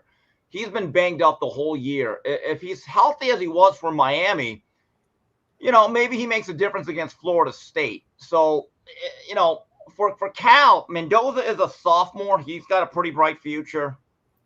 They still have Jaden Ott. Javion Thomas is a fast, speedy running back. Kadarius Callaway as a 3rd running back is actually a good quality back. Look, Cal's going to make things difficult defensively. That's probably the best defense Miami has played yet. Now they have to go into the pit of Louisville, who's coming off 2 straight losses. But you're right. That could have been a program-defining win for Wilcox and those people over there at Berkeley who did a great job showing up for game day. I was actually surprised they got that big of a crowd at 6 o'clock in the morning. So good. By the way, Coach, I had a couple of people come up to me saying that they watch your show on a daily basis. I had more than a couple of people inside the stadium, walking into Memorial Stadium. So shout out to those fans out there. Hey, man, I wanted to go with you bad, man. That would have been crazy. I text McAfee and I was like, hey, can you get me in this fucker last minute? He was like, where you at? I go, I'm not there. He goes, oh, fucker, I thought you were here. I'm like, no, I fucking want to let you know early. But let's dive into some you got some lists, top 5, bottom 5. Top 5, bottom 5. Again, it's not really in any order, and I'm trying not to do the same players over and over again because, quite frankly, Ashton Genty would be a permanent guy. So I'm trying to mix it up. So, all right, so let's go top 5 guys that stood out to me this week. Number 1 that I'm listing, but not necessarily number 1, period, Kevin Jennings at SMU. Now, this is a guy, when I saw him early on, I said, man, this guy just is kind of a runner, very athletic. I don't know if he can run this Rhett Lashley offense. You know what? He's running it to perfection now almost. That +1 threat that he gives is making it dangerous. He's got a live arm. Big win for the SM from the U Mustangs at Louisville. They are right in the thick of the ACC race, and Kevin Jennings makes that offense run. And everyone thought Preston Stone was going to have the big year. It turns out it is Jennings. Number 2, this is a guy that I liked, and it turned out he's not going to be Wally Pipp. Came off the bench for Marcel Reed, and A&M just punched Mizzou in the mouth, and they kept punching him in the mouth, punched him over and over and over again, and blew out a top 10 team that, quite frankly, has not looked like a top 10 team. But Connor Wigman has reasserted himself as the starting quarterback at A&M, got off to a hot start, operated that offense well, and they completely dominated at Kyle Field. Then number 3, this is interesting. Eli Holstein was a quarterback transfer that no one talked about from Alabama. Obviously, he's not going to play the next couple of years because of Jalen Milroe. Goes to Pitt. Now, Narduzzi's starting to feel the heat, which I think is a little unfair given the landscape of college football. Eli Holstein every week is now putting up big numbers. Him and Desmond Reed are keying that offense. Pitt is undefeated and in the thick of the ACC race, and they have a new offense. I think the coordinator's name is Cade Bell. They are a fun team to watch. So Eli Holstein, everyone talks about Cam Ward as a transfer quarterback making a difference. So is Eli. And Pitt is now a threat in the ACC. And number 4, got to give it up. This actually may be the number 1. Vandy was dandy. And, Coach, the great thing about this victory over Alabama, there was nothing fluky about it. They controlled the ball for 42 minutes. They only had 1 turnover that really swung the game. That was the early pick 6 off a deflection. But every time Diego Pavia needed to engineer a drive, they got it. I thought it was a clutch performance, and Clark Lee's doing a great job. This is the type of victory they need. I don't know how many more they're going to get, but the reality is that they were the better team. I mean, when you possess the ball for 42 minutes and you consistently grind out first downs and yards, there's nothing fluky about it. It's not like they got 5 turnovers here. They got really 1. Well, they got 2, but they also forced a quarterback sack fumble that then swung the game back. And then a guy that I'm going to talk about that has also been underrated and underappreciated by Miami fans. There used to be a perception that he was only good because he was Tyler Van Dyke's roommate and that he's just a scrappy overachiever. Folks, put some respect on Xavier Restrepo's name. He not only is the greatest slot receiver in Miami history, looking at the numbers and the productions and how clutch he is and how solid and dependable and reliable he is, he's one of the greatest players in Miami program history. Again, that does not mean he's better than Ray Lewis, Dan Morgan, Michael Irvin, Jerome Brown, Warren Sapp, Testaverde, Kozar, Steve Walsh. What I'm saying is, if you ever start doing lists, he starts making an argument for being in the top 25. To me, with his mentality and toughness, if I'm Mario Cristobal and I'm going through recruiting meetings with my staff, I have a very simple question to assistant coaches. How much of a Xavier Restrepo guy is he? Is he like X? Because if he's not, maybe we don't want him. We need more of him. There's certain guys, I'm just telling you, when they leave, I'm not going to be that sad. When Xavier Restrepo leaves, he's going to be one of those guys with names on the wall. I think he's been that impactful, and to me, he's almost as important as Cam Ward. Now, bottom 5. Yeah. Hey, let me interrupt you, Steve. Can I do my top? Sure. Let me do my bottom 5, and then you'll do your bottom. Okay. And then I'll do my top, and we'll argue back and forth. All right. Let's do. I'm gonna do my. Okay, got you. I'm gonna do my bottom 5. Steve, bottom of the barrel real quick, and give me your take on these ones. By the way, Restrepo will be a fucking grad assistant next year at Miami. Alabama, obviously, number 1. bottom of the barrel, Steve. You just can't lose to the worst facility resource SEC team in football. And I'm going to tell you, Steve, to your Clark Lee point, Jerry Kill, a mentor of mine, is a fucking real issue. He's the factor there. I'm just telling you, the Jerry Kill factor is real. Everywhere he goes, everyone he influences is better when they leave Jerry Kill. So I hope he has his seizures under order and he can get a job next year because he is deserving of one. USC, Steve, I'm just going to be honest. Lincoln Riley is a fraud. There's a lot of fraudulent coaches this day and era in the college football landscape, and it's just unbelievable. You go up to both northern schools with an M on them and lose in that fashion, you should be fired like Robert Salah. Number 3, Michigan. Michigan, Steve. Listen, I know Washington was favored. I get it. I don't get it, but I get it. If you can't find a quarterback, your defense will eventually erupt on you and just stop playing hard, because if you don't produce points for your defense can't do everything. So that's just where they are. Tennessee, Steve, you can't say you're the best team, blah, blah, blah. Noma's only brought it down last week. You haven't played nobody, and it's proven. And you go play a decent Arkansas team with some nuts and guts. And you only must 14 points, Steve. Muster 14 points with that $8 million offense. And then Miami, even though they won, I said before they played, you got to go put your foot on their throat at Cal Berkeley. Steve was there. He says Cal's much improved. I think they are as well. That Florida State loss hurt them for me. It hurt Miami as well. Miami, I would like to see them mud stomp some people before they get to Louisville this week and Clemson coming down the pipe. Two teams Miami got to get through. Coach, look, they have a bye, and quite frankly, they need it. So they're going to play Louisville on the 19th. I'll be at the Football Palooza. Coach JB, Touchdown Cigar Bar and Lounge. So, by the way, that's a 9 a.m. game for us. So I might be at your house by about 6:15. They don't play Clemson in the regular season. That's right. And right now, Clemson right now is the most complete, solid, sound team in the ACC. Hey, maybe Dabo. Maybe we should stop paying some more respect to the guys that are. I've never disrespected Dabo. He's an all-time great Hall of Famer. Hey, a lot of white guys getting it done out there right now.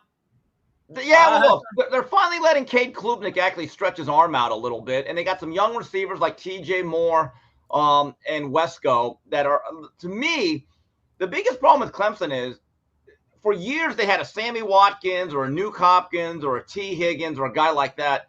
And then they didn't. They had some recruiting misses. Now it looks like those younger guys are starting to be the players that they thought. As for Miami and Xavier Restrepo, coach, this is what Xavier Restrepo can play 0 downs in the National Football League. It would not change my opinion of him.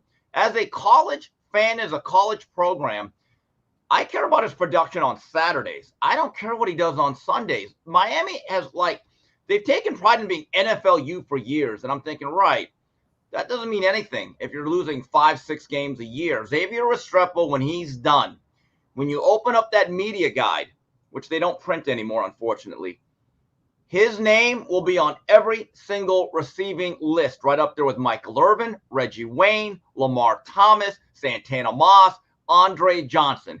When it comes to number of catches, he'll be up there. Yards, he'll be up there. 100-yard games, he's going to be number 1 probably. When you look at the number of touchdowns, he's going to be up there. All I know is this. He can make a living if he can do some other things, like namely play special teams, which I think he can. Braxton Berrios has played 7 years in the National Football League. He is now marrying supermodels. He's made millions of dollars. I would not count Restrepo out to make a roster, but regardless, when you look at that Miami record book, X will mark the spot all over that. So everyone slandering him, go ahead, because he is not just the floor.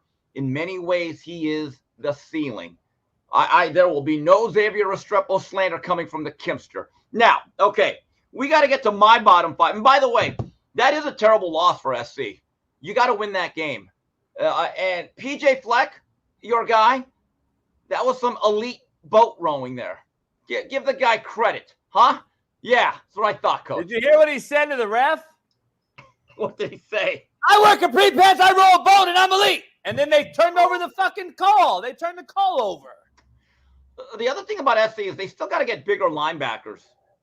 And again, I don't know how much they miss Bear Alexander, but they got gashed a little bit. But to be fair, the Trojans were not the worst USC.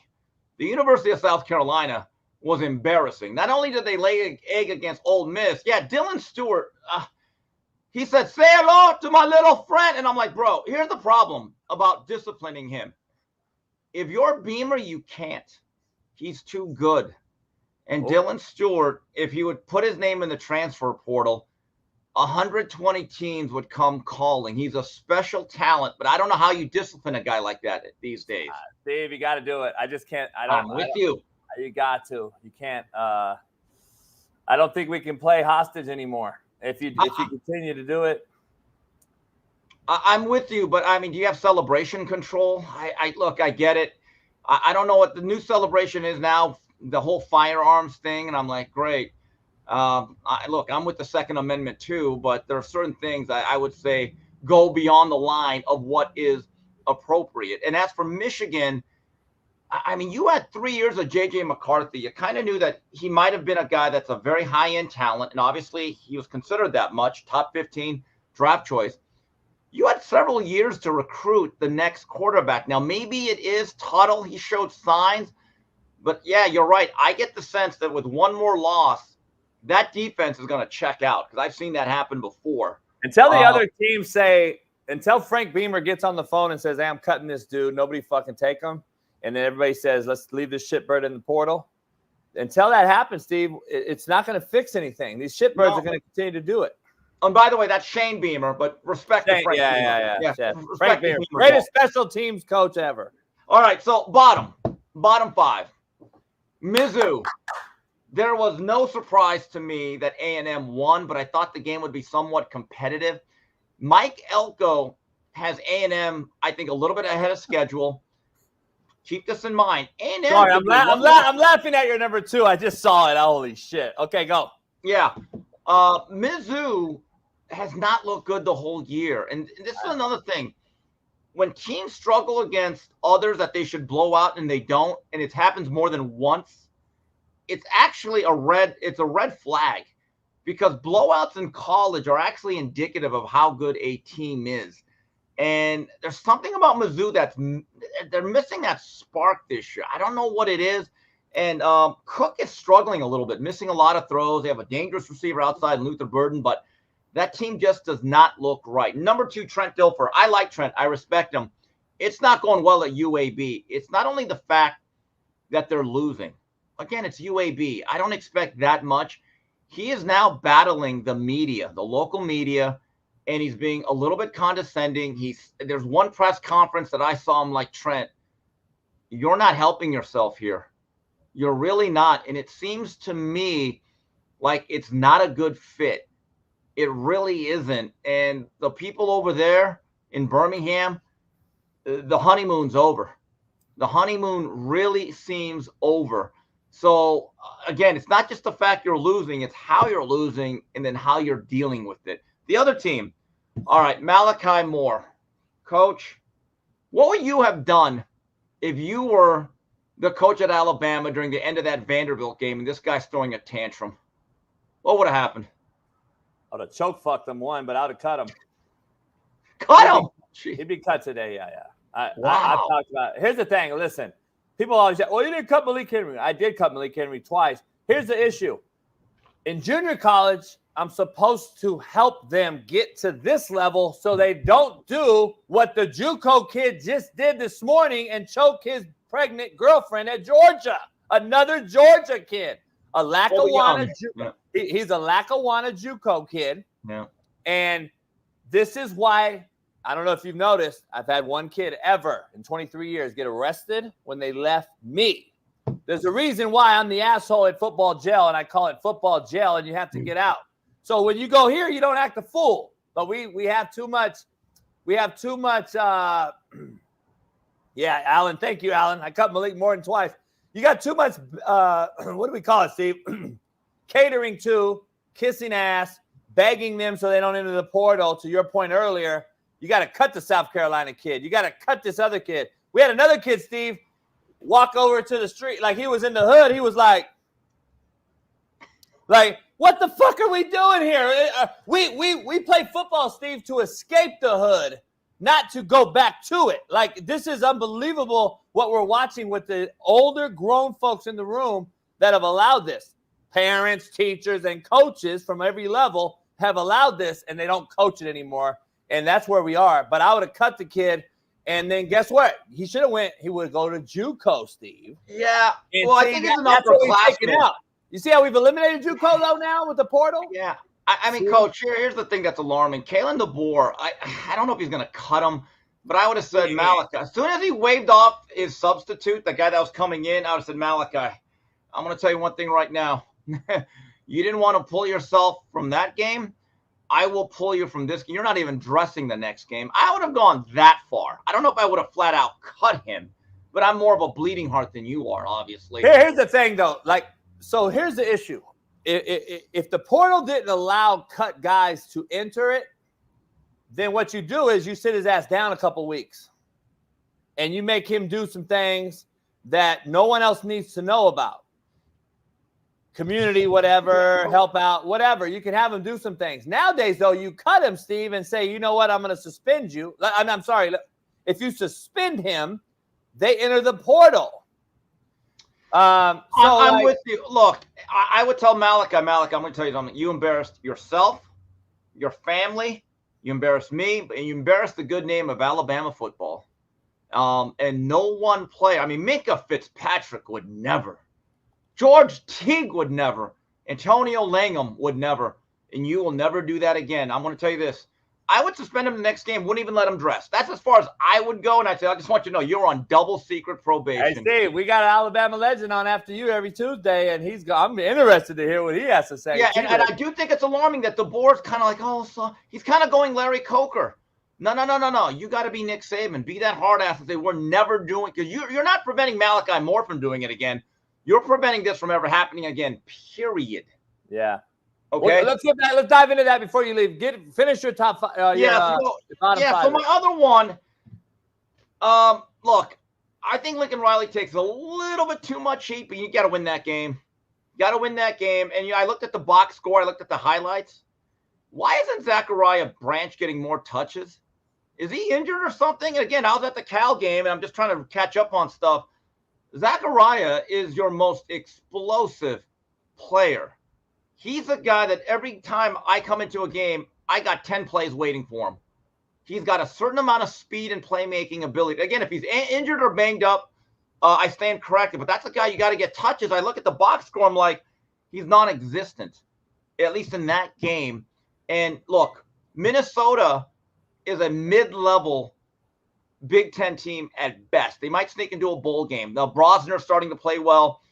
Again, that's a game you got to win. Now they're in a really, really must-win situation with a really tough, well-rounded Penn State team. Okay? Now, number 5, maybe the biggest disappointment, Coach, of the Big 12, a team that brought back a lot. Their quarterback, couple receivers, and Ollie Gordon. Oklahoma State's been a bust, Coach. They've been an absolute bust, and Ollie Gordon is averaging less than 4 yards a carry. I don't know what's going on there. You can explain that better than I can, but it is what it is. Mike Gundy, he's 50. He's a man, but your team's a bust. My God, it is what it is. Hey, shout out Oklahoma State, the toupee wearing Gundy, who I just love. No, that mullet's natural. What are you talking about? The mullet's natural, Coach. I love kicking his natural ass out of my office. Oh, come on. I got something. First of all, let's go rewind real quick before you leave and talk about what Kalen DeBoer said about this particular player after the game and since the game, which is basically saying, I'm wiping my hands clean of this kid so I don't have to discipline him. I'm going to show you this real quick, and then I'm going to finish my top 5 list. Show the DeBoer presser real quick to go back to Steve Kim's point before we lose focus on that. Real quick, Bailey.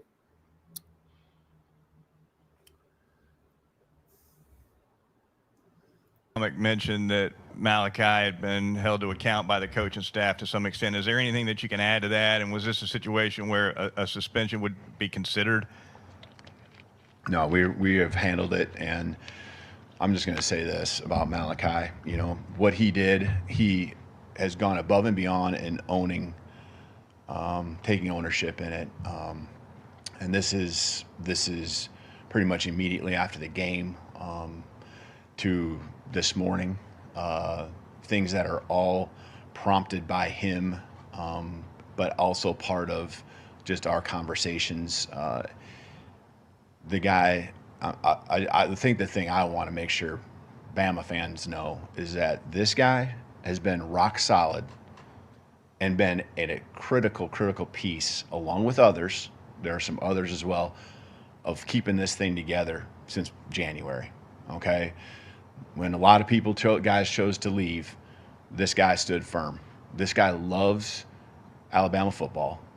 He works relentlessly out there every single day on the football field. It's the passion that I hope, I mean, you know, questions asked about me and the passion and frustration. I mean, that's what you saw from him. And so, yeah. I mean, that's a lot. I see a lot of word salad. Listen. Here's DeBoer? Yeah, listen, I'm not going to question DeBoer. He's a winner. DeBoer's a winner. Yeah, he's a great coach, but come on. He is a great winner. He's a great winner. Show But some this balls, is why. though. This is why, Steve, junior college coaches deserve more credit than we get. You know why? Because we see through the bullshit.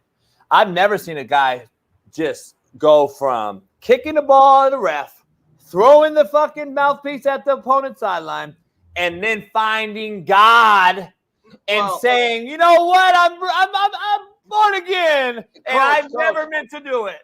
Coach, you forgot waving off his substitute. Oh, by the way, no, telling DeBoer basically, and I'm not coming off the football field. How about that one? We forgot that one. So, and then guess what, Coach? You know what? I found Jesus. Please. But, Coach, you know, from a technical standpoint, Alabama, the last 6 quarters, has given up about, 80 points? And you're seeing that their defense, look, they still have some big bodies, but they lost Terry and Arnold to the Lions in the draft. Kool-Aid went high in the draft.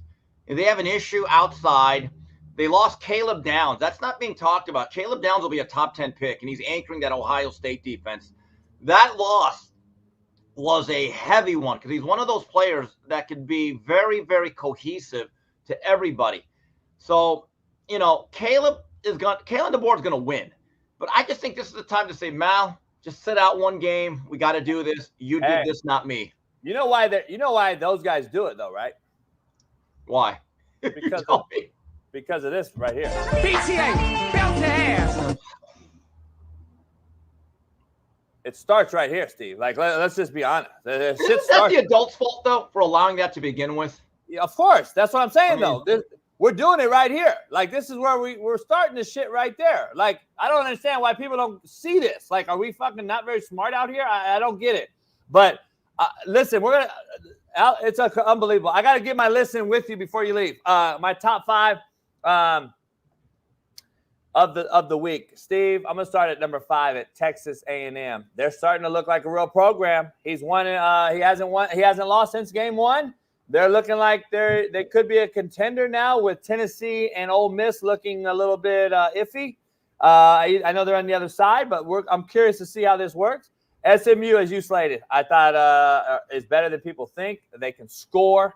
How good is a rush defense? I don't know. But if they can score a lot of points in college football, you always have a chance in college football because the opposing quarterback will fuck it up.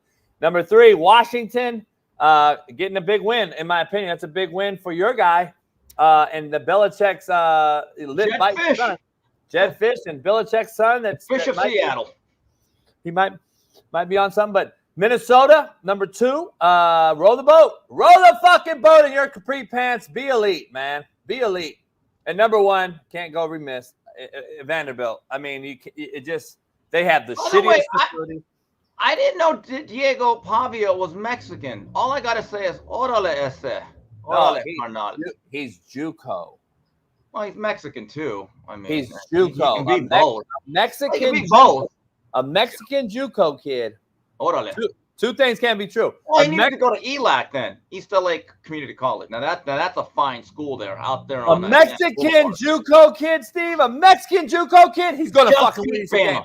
He's gonna win you some games. Bama. Hey, by the way, he was the quarterback last year at New Mexico who beat Auburn. Yes, he was. So I'm just saying. Anyway, Coach, what do I know? Stop recruiting JUCO. Stop recruiting JUCO. No, they're the ones with nuts and guts.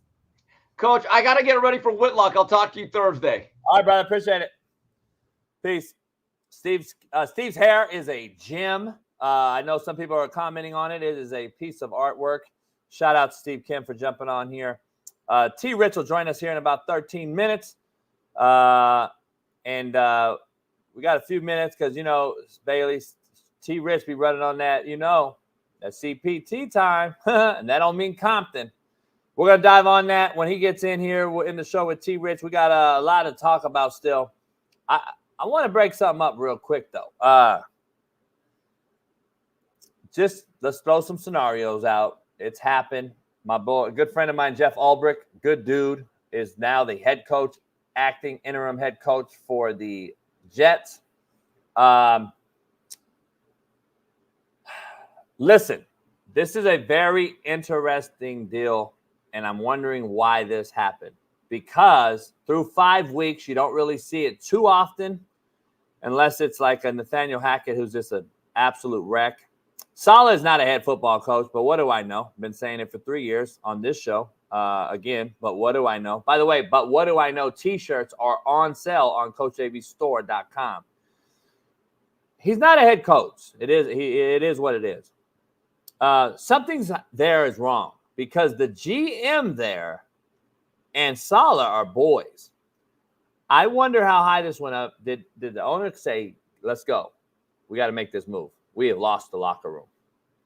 Or is player empowerment so glaring that they called Aaron Rodgers and said, what do you want to do? We got to move on. We got to fire the guy. I find that hard-pressed, but listen, man, I wouldn't be surprised in this player empowerment world. But I'm going to be honest with you. And let's just have a real conversation amongst ourselves here. Who wants to coach Aaron Rodgers right now? What head coach is going to go in there knowing I can't tell this man anything? I want to know. Give me some names.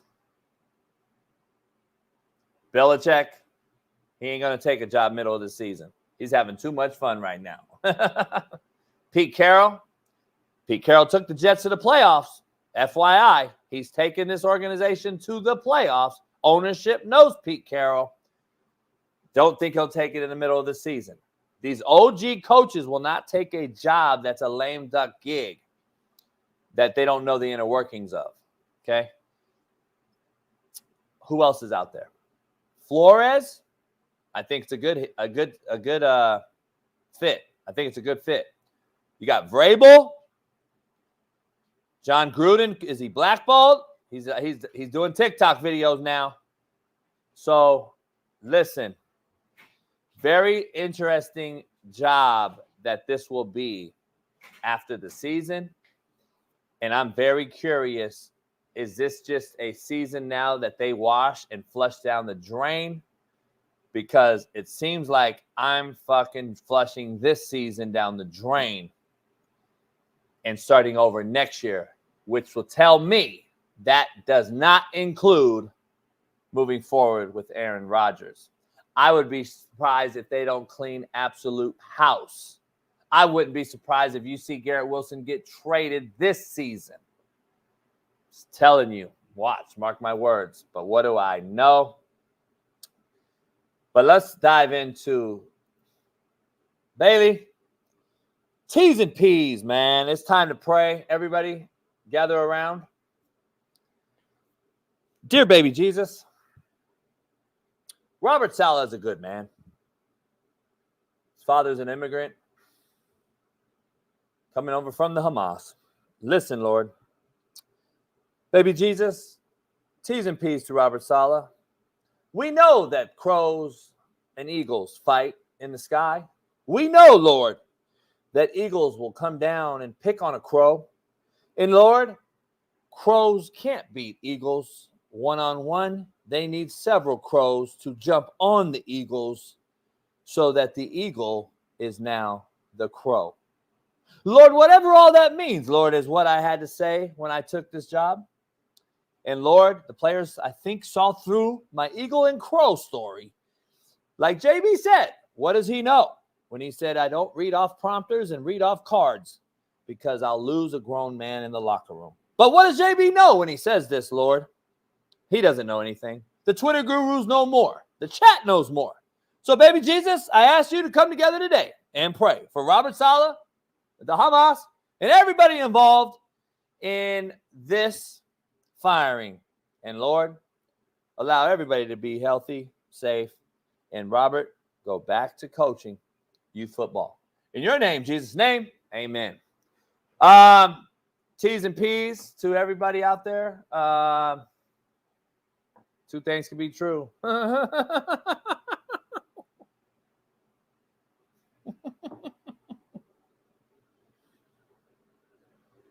Holy fuck. We got a commercial, man. And JB's fastest 3 minutes. Take a listen. We'll be back in about 5 with Trent Richardson. Fastest 3 minutes brought to you by Slapdick Cigars in Studio and the Coach JB Show with Big Smitty. London has fallen. Aaron Rodgers, holy fuck. You look like you're on ayahuasca plus crack. Get rid of the mustache and the motherfucking porn star do because your life and career is cooked. Uh-oh, Burrow's back. Lucky he's not in the queendom tonight, but guess what? Jamar Chase is back, and Lamar Jackson said, you know what? I'm still the MVP. He may have made the play of the year so far as the Ravens get it done, 41-38. Holy shit, Burrow and this Bengals are shitty. They're 1-4. Derrick Henry said, listen, what? I can still move at 240 pounds in this offense. Harbaugh gets it done, but hasn't won a Super Bowl in 15 years. Let's dive into this. CJ Stroud, oh my goodness. Guess what? Nico Collins finds pay dirt, and they beat the Bills in a great game. But you know what, McDermott? You got some splaining to do because your play calling down the stretch was absolutely fucking horrific as the Texans kick it through the post and take the win, 23-20. Uh-oh. Is this Jaden Daniels? Is he the rookie of the year, the best quarterback in the draft like I said he was? But what do I know? Commanders smoked the Deshaun Watson weirdo-ass Browns. Uh-oh, Caleb Williams goes straight back from the salon getting his nails done to dropping a dime. He's still shitty, but the Bears get it done. Uh-oh, Bo Nix gets in an argument with Sean Payton about you should have drafted me earlier, and they beat the Raiders and Max Crosby. Uh-oh, the Giants and Daniel Dimes block a huge kick. Look at Daniel Dimes saying, oh shit, I didn't do shit and still got paid $140 million. All right, let's go. Here we go. Uh-oh, Purdy, are you a bus rider or a bus driver? I think you're a bus rider. And the Cardinals and the mental midget gets it done. Uh-oh, the Packers and my Rams. Oh, my goodness. They found this big, fast tight end right here. The Rams just can't get it done. 2 injured, and the Packers go on the road to L.A. with the win. Uh-oh, the Patriots without Tua go up north into the weather? Is it the Patriots? Is it the Dolphins? Or is it Tua? Because he's 0-11 on the road still while he's recovering. Uh-oh, Jacksonville and gets it done against Smitty's Colts. The Colts, AR5. No, we'll call him IR5 because the Colts and Joe Flacco is much better. Fastest 2 minutes brought to you by Coach JB Show and Big Smitty. See you tomorrow morning. Peace.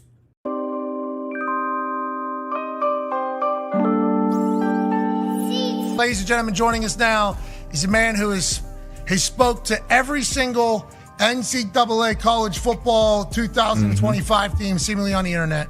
From Last Chance U, national champion, Coach JB. Yeah, Coach! What's up, gentlemen? Coach, just great car, great stick. thank you for pulling off to the side of the road. Hope you don't get killed here. Honestly, side of the road, LA, I assume, that's not necessarily the safest place on earth. So we'll make this quick. How do you feel about all of these new coaches now in this NCAA College Football 2025 game using your speeches to motivate these boys from one side of the country to the other, Coach? I feel broke. Yeah. Like, it's crazy. Can I get like a royalty or something? Like, Netflix already screwed me. I'm getting screwed by EA Sports now too? Like, holy shit. I hit him up. I reached out to him like, hey, trying to be cordial and nice. I'm a nice guy, you know me. Yeah. And I was like, hey, EA Sports, maybe I can actually be your video guy, the actual do a real video instead of using my name, image, and likeness. Oh, shit. And maybe I can get a little piece of the pie, but nah, it's all right. Just keep sharing my 500 million views of it. I don't mean to laugh at you, but obviously you are a hilarious, miserable person, and this is kind of is how it goes. Hey, Pat, I was actually chilling. My back went out yesterday, so I didn't even do my show today. So I just left my chiropractor, and I'm waiting on this damn cigar company to open. They're late, of course.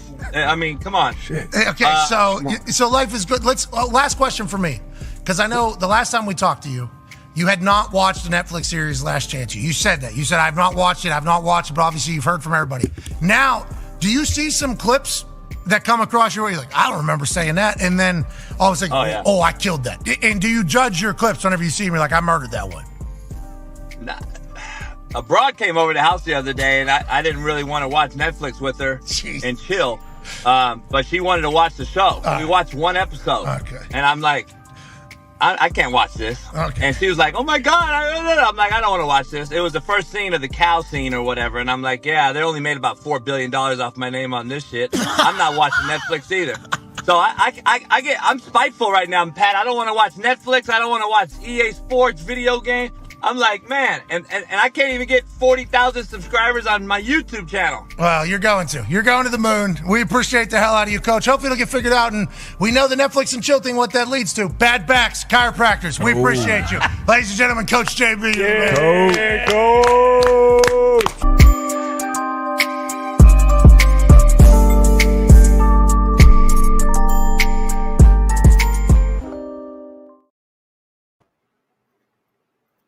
Yeah. Shout out to everybody, man. 13,000 subscribers since that interview. That was just a couple months ago. So shout out to everybody out here.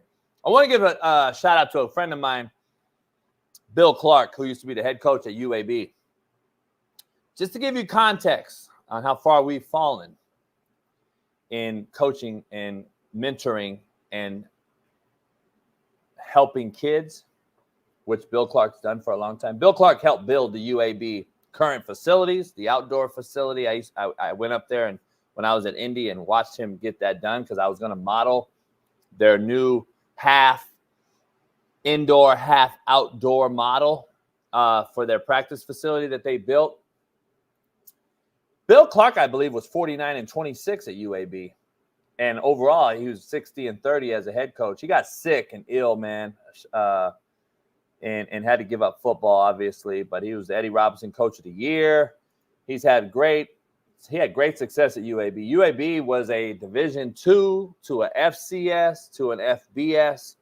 Bill Clark did it the right way and was a JUCO guy. Shout out. And now Trent Dilfer. But what do I fucking know when I say these big name coaches who were players and are just a name are fucking bad coaches. And I love Trent Dilfer, but he's not a fucking good football coach. They're figureheads. They're faces at a program to draw collectives to throw money into a pot to think you should be able to get a 5-star, a 4-star, and players that you usually wouldn't get. Troy was much better. They're in Alabama too. UAB was really fucking a very hard opponent. You don't want to go play UAB back when Bill Clark was there. I'm just telling you. You did not want to play Troy. They have absolutely hit rock bottom because they want to hire figureheads instead of absolute real coaches, mentors, coaches that aren't just treating kids as pieces of meat in the market. They're actually treating kids the right way and cussing their asses out when deservingly so, and also loving them just as hard behind closed doors, which y'all don't see. You only see what you see on a short video clip on social media, man.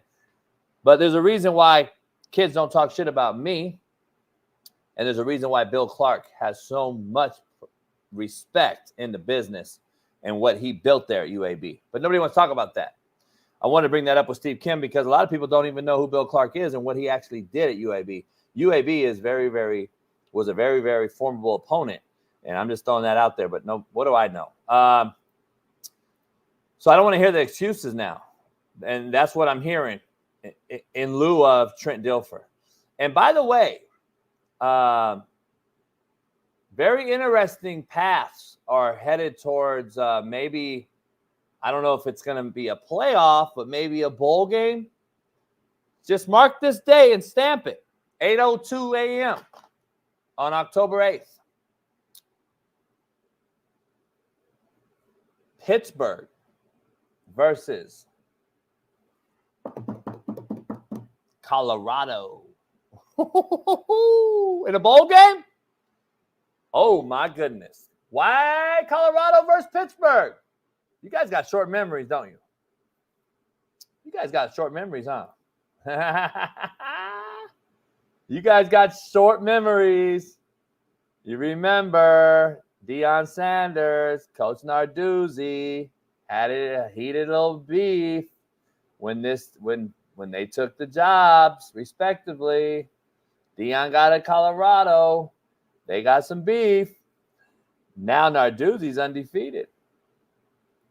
How ironic. He's building a program. See what Deion can get done.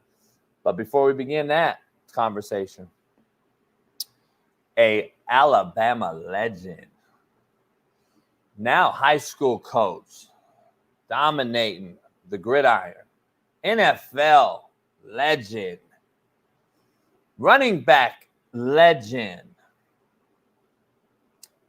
Baby, do we have our video still of a T-Rich intro video that we made? I would love. Yeah.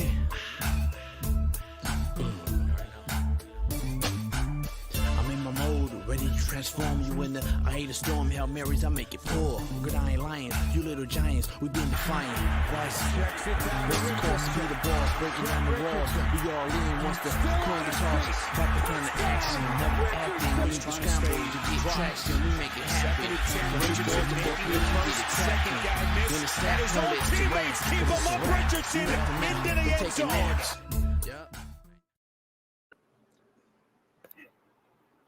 That motherfucker. Hey, ball security is job security. High and tight, always. Gotta be high and tight. 3 points or 4? Gotta have 4. Just like that, you gotta have 4. Gotta have 4. You gotta have 4. Your armpit is actually your 5th if you want. You got to. High and tight. Not Tiki Barber though. When they changed it to his shit, he was a little awkward. You didn't have to go all that. You didn't have to do all that. No, you can't do the Tiki. Now, if you're good enough, if you can get it up in there good enough, that's on you. But you got to be that. You had a little jump cut and a little got skinny. People don't know about getting skinny no more. They don't get skinny no more. Listen, people. That's the difference between the backs and what we had. You know, and the model our game around. You had backs who had to because we had to run a ball. We had to get in there any time, place, any necessary scenario that we had. We had to make it happen. And T-Rich you used to go through the gauntlet. Oh yeah, the gauntlet. Man, listen, they don't. Gauntlet. Remember the gauntlet was when it was hard plastic though. Yeah, motherfucker. Listen, that gauntlet, the one at Bama they had, we hated that thing, but it made us men. We hated that thing, especially go too high, hit you in your nuts, hit you everywhere. Pop that ball out, you fumble that thing. Oh man. Man. All right, T-Ray, there's a lot going on, man. you're at a place right now where there was some turmoil over some issues, and then we see Alabama the other day with a player that does a couple things.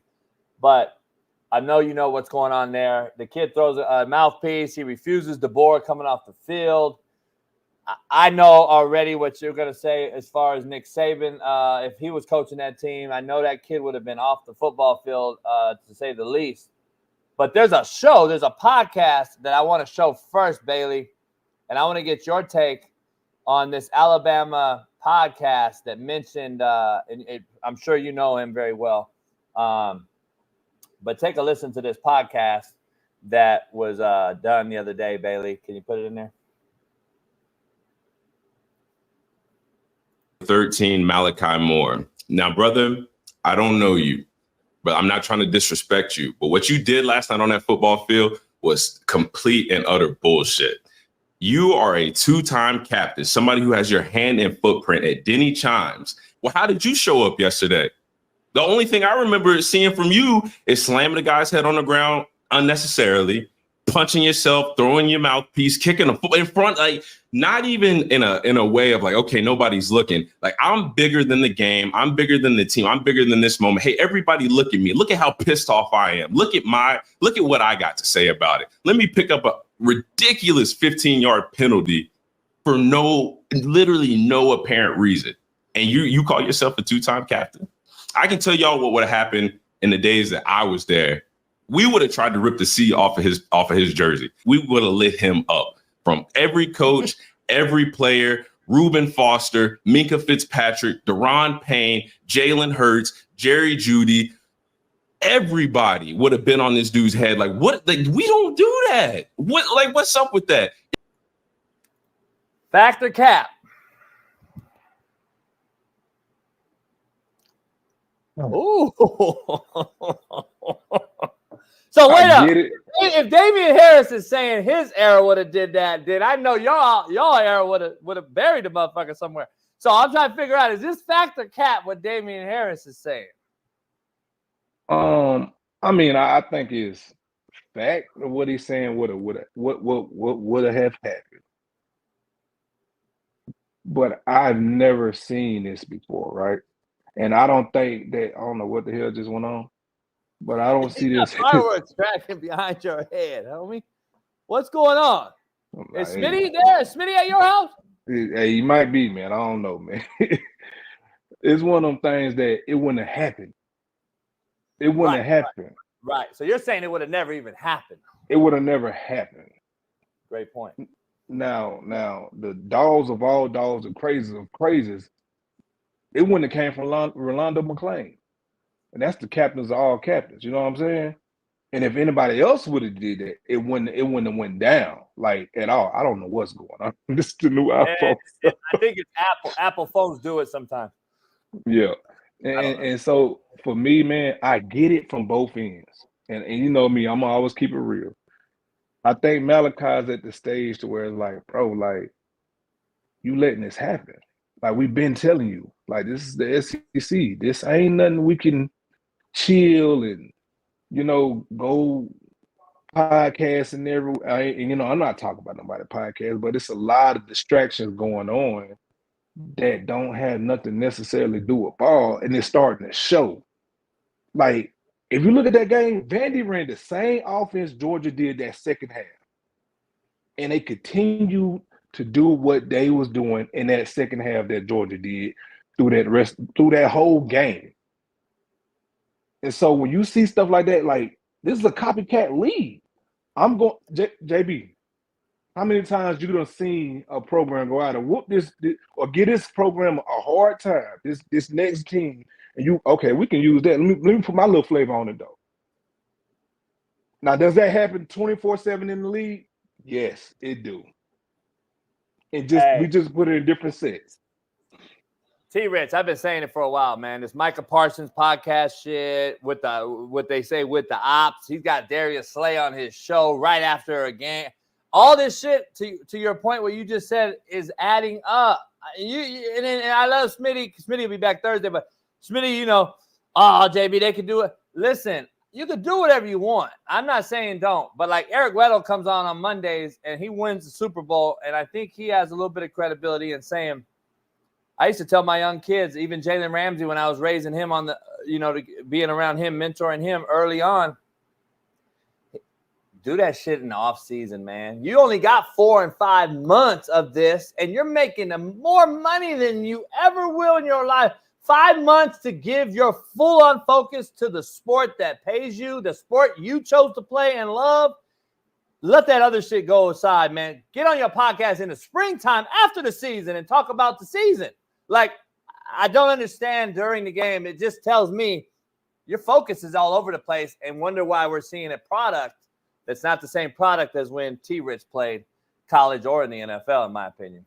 Yeah, and see, this is what happens with that, right? Like, the league is so soft now, or football is so soft now. Like, guys are not meeting like we used to. Like, you get guys that's done in the NFL at 12 sometimes, maybe 2 max, 2 o'clock max. So what what do they have to do with the rest of their time? And like, you don't want them hanging out with family in the NFL. You don't want them being around your friends and stuff like that. So what do these guys have other to do other than spend money, get in trouble? Okay, let's promote our time to something else, and it can make us money, right? And so I get it, but it's like, bro, like dedicate to your craft. And I'm telling you, from a person that should have done more, with dedicating to my craft when I got to the next level. But you should have done more, or you retrospectively speaking, you see now that you could have done more. I don't know if you should have done more at the time. You know what I'm saying? Yeah, I could have done more. Give yourself more credit. You're a 1%er. Like, I don't think people realize. Like, I talk shit to Dan Orlovsky all the time. We go back and forth, and he won't come on the show but he'll call me for advice and shit, but he won't come on the show. And so I call his ass out, and he got all mad. JB, what'd I do to you? I'm like, well, fuck all that. You didn't come on the show, and you talking that shit about cover 2. And your ass played. But Dan Orlovsky is still a 1%er. Yeah. You know how many cats would have wanted to step out of that back of that end zone in that game? I don't care if you want to clown them all you want. Y'all bag groceries at Walmart. He was in the NFL. Sorry. There's a huge difference. I don't care about what you all say and want to talk shit about. The guy played in the NFL. I mean, it is what it is. T-Rich played in the league, and you just saw him score multiple touchdowns in the league. He's a 1%er and a Bama legend. I got to ask you, in breaking news, right before you got on here, before we go back to some Alabama talk, Robert Salah was just fired week 5 of the season for the New York Jets. Shocked? Is that shocking? I'm here. I don't know if you got to play with Ulbrich or not, but Coach Ulbrich's the interim head coach. I don't know how they keep the OC there as bad as they look. And and would Nick ever entertain going back to the league? Someone called like this? I doubt it. Nah, Nick, he ain't going no league because Nick got to run his pro. He got to run his stuff, and he ain't. Man, look, Nick making buku money at Balance still right now, right? And he got the most time in the world, and he don't even know what to do with himself. Miss Terry got onto his tail a couple weekends ago by coming home at 2 in the afternoon and said, "What the hell you doing here?" Like, I stay here. So it's one of them things like and talking on McAfee show, he on college game day. He having fun. Coach enjoying himself, man. Yeah, he enjoying himself, man. One thing I asked Coach last year, because I was talking about getting to coaches, he was like, one thing you got to realize, man, I spent more time with any one of y'all I have spent with anyone. I've never spent a full day with any one of my kids. And now I got these grandkids I can't spend no time with. You're like, so when you go start coaching, I know you family, you big on family, you adopt all those kids at that moment.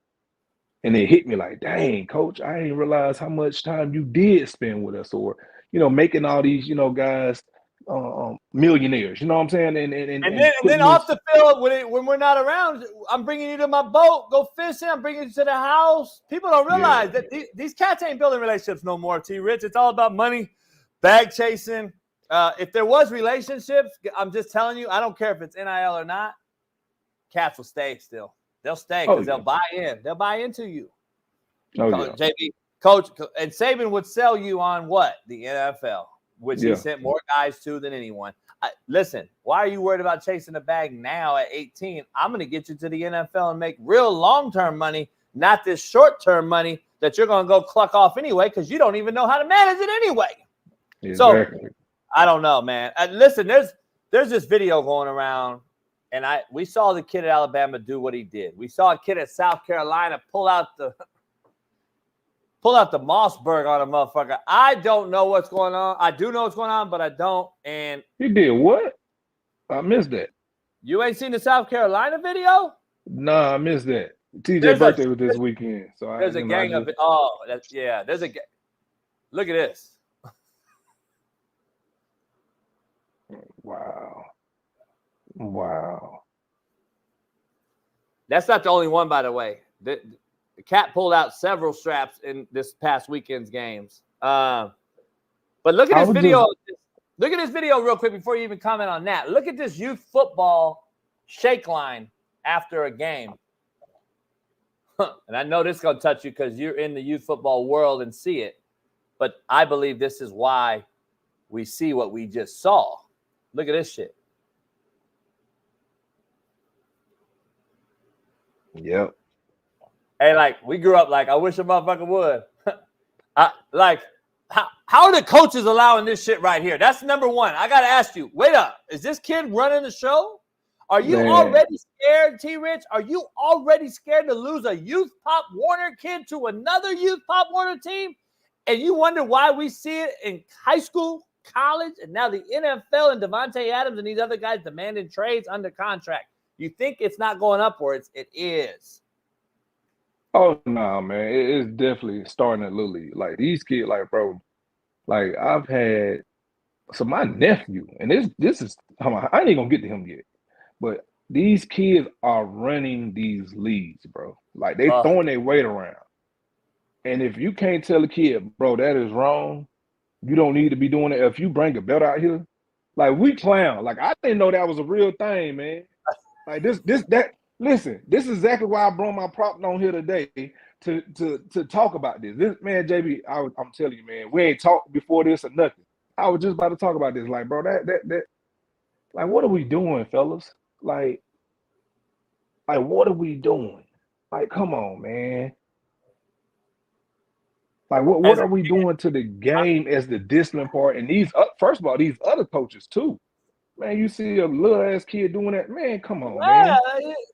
Like, me and that head coach gonna have real problems, and me and your parents gonna have problems too. Because, listen, man, you don't do stuff like that, man. From you and I know both of us came up pretty rough, and we got beat with belts and switches, and my dad and my mom, shit. Yep. Let me ask you something. That's oxymoronic to show that belt and allow that belt out there when your ass ain't been beaten by it ever. You know damn well, little boy, you ain't been beaten by that mug. And your parents and coaches who are allowing you to walk out there not knowing why you're holding that belt. We would have known not to fuck around with that belt because we used to get our ass whipped with the belt. It's oxymoronic to see some kid who's never been hit with one to walk out there and hit another kid with it. Like, what are we doing? Like, man, it would have never came to our mind, bro. Like, that's not even a thought to even do that to another person, man. And you know what that belt the ass really mean? Like, I get it. We winning and you losing, and I get that. But belt to ass, what that really mean? It's the same. It's been the same thing in the music industry. Yeah. Same thing. Like, we live that life. Like, we try to get away from it, and y'all are trying to get into it, which is crazy, right? Speak on that, because that's what I said yesterday. I said we did this to get out the hood, away from this the violence, away from all that. Still be able to go back home to the hood and see the OG homies that were in that life, but they knew we're athletes, we're football. Hey, what up, though? Yep. Nowadays, these cats want to do that on the football field. Another dude pulled out some shit. I saw the video. He pulled out some shit, and then he shot the motherfucker from a distance because he locked him down at corner. And I'm like, what are we doing, homie? Do you realize what you're even doing? And I looked it up, right? I looked it up because I'm like, let me look this up.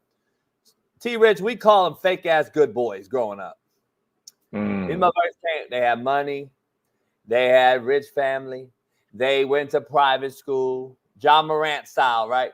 And then we see these motherfuckers want to act tough and be gangster until it's time to be gangster. And then you see they ass crying like a baby in jail, or when the cats really got them down in the hood. And these motherfuckers scared as hell, but they sure tough when it comes to a rap song or on a football field. And I'm just saying, eventually, like these rappers have been doing, these guys that have been actually getting put down for saying shit on wax. When is the so-called ops going to drive by the dorm or a frat party and spray up my team at a party because your dumbass went out there and did some shit like that? I said it yesterday. If I'm the coach right now at South Carolina, I'm looking at this kid like, you just put my whole goddamn team in jeopardy in today's social media era. Because everybody could be like, oh, let's go find this motherfucker. He think he hard. And you know, Bully don't have no names. So I'm trying to figure out, dog, it's crazy how we're seeing this and how we're allowing it, T-Rich.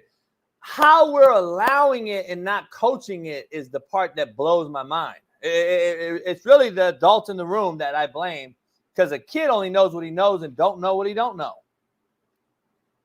Yep. Man, listen, listen. Forbid me. If my sons was to ever say something about being from the hood, man, I would embarrass them on spot. I had to tell a coach last year. You know, both of the teams, you know, it's a national rank game. They going at it back and forth. It's a local game for real, but it's a national game. And you got one of our coaches, and this is why I got out that program. You got one of our coaches in the middle of the damn field saying, we out the hood, we from the hood, we hood babies, this and that. And I looked at that dude, man. I said, listen, man, hold on. My son stay out here in Deer Park, in Trustville. Come on, bro. Nah, we ain't doing that. That's not. I get it. You know, we solid. We you know, we come where we come from. Where we come from. We ain't talking about these babies. That ain't nothing to just go put out there and be like, they some hood babies and this and that. Or like, that's like, what are you promoting here? All these guys are friends. Them kids play together afterwards and before. Like, what are we doing? T-Rich, it's a talk thing, and I'm saying that because it's a talk thing. That kid act like that. His kid act like that. It's a talk circumstance, and you giving these kids the game, right? That's the game that we're getting. Still at 224. Like, what are we doing? Yeah, man. I don't know. You mentioned that under the Saban regime, your era, even Damian Harris era, it wouldn't have happened. It shouldn't have happened. It would never even have got to the point of this kid telling DeBoer, I'm not coming off the field, A. B, I kicked the football from the ref. C, I threw a mouthpiece at the opponent's sideline. You saying it would have never even happened. Play the DeBoer video, Bailey. What's your take on what DeBoer had to say about the kid? And I want to get your take on what you think should have happened to him going forward. Mentioned that Malachi had been held to account by the coaching staff to some extent. Is there anything that you can add to that? And was this a situation where a suspension would be considered? No, we have handled it, and I'm just going to say this about Malachi. You know, what he did, he has gone above and beyond in owning, taking ownership in it. And this is pretty much immediately after the game to this morning, things that are all prompted by him, but also part of just our conversations. The guy, I think the thing I want to make sure Bama fans know is that this guy has been rock solid and been at a critical piece, along with others. There are some others as well, of keeping this thing together since January, okay? When a lot of people, guys chose to leave, this guy stood firm.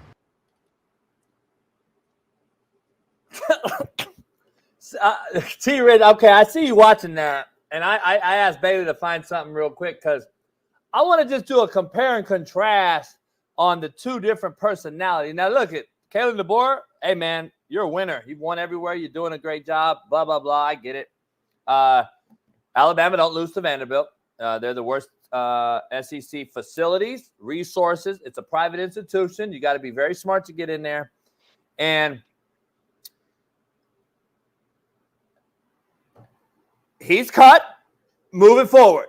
He's done, moving forward. Nick Saban would have been on there with a Coca-Cola and a smile, and it wouldn't have been on that word salad. Like, I just heard a bunch of shit. I don't know what was really said. I don't know what was really said right there. I just heard a lot of Nick Saban would have been, he's done, next question. Like, that's how it was, right? It was either this way or this way. See, it's so many ways to look at this, man. From because I know Nick as in, all right, we're gonna cut the head off the snake, Nick. But I know Nick too on the other side of being, I don't want to send that guy back to the hood or send him back home. What trouble he's gonna get into? Then I seen him as the media already gonna crucify this kid, but you're gonna run your head. You're gonna run. You might sit out a quarter. You know what I'm saying? Something is gonna be done. Like, which is, I get it. The kid is embarrassed now, this and that, but you caused this. You threw the temper tantrum, and I get it. You're frustrated because you're not used to what you've been used to. You're not used to fighting to the last second. It ain't been like that for a couple of years now, right? And what you was recruited by and what you was used to, as far as not having DJs in the meeting room, being able to meet longer.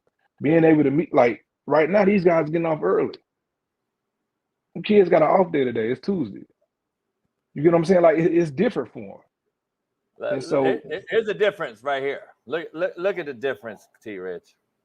Look, I don't have an opinion about everybody else's opinion. I don't have an opinion about, we try to do the right things. We try to provide positive leadership for our players.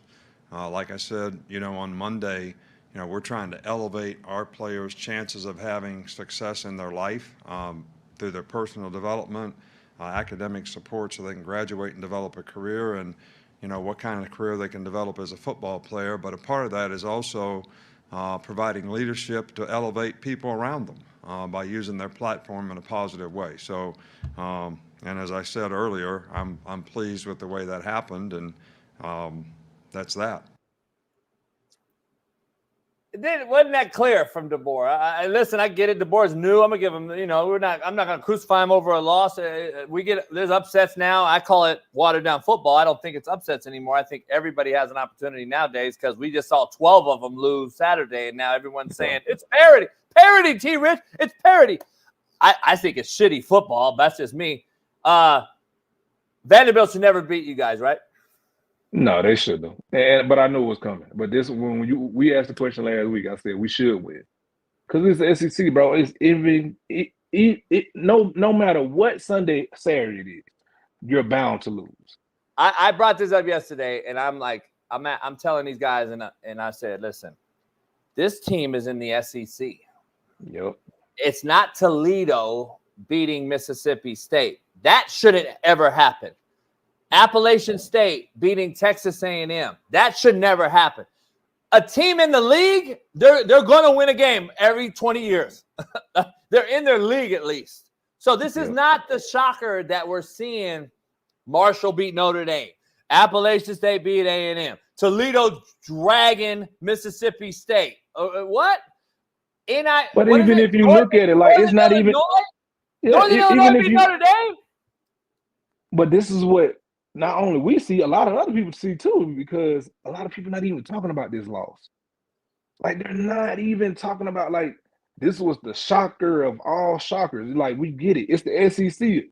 You're going to find that one that's going to – and this is what and for real, man, I think that them coaches, I think – and I love DeBoer. I think that the coaches, I think the staff, and I think that the new players and the transfers that came with them needed to see. They needed that punch in the mouth to never have that feeling again. Hopefully that, brings that, or it's going to make or break you. You're going to lose your will. You're going to tuck your tail, or you're going to go out there and say, you know what, I get it. I get it. This is the makers of makers. Everybody playing in that championship game against us. I get it. And It's do or die over here. Alabama's been this current Colorado program for 30 years.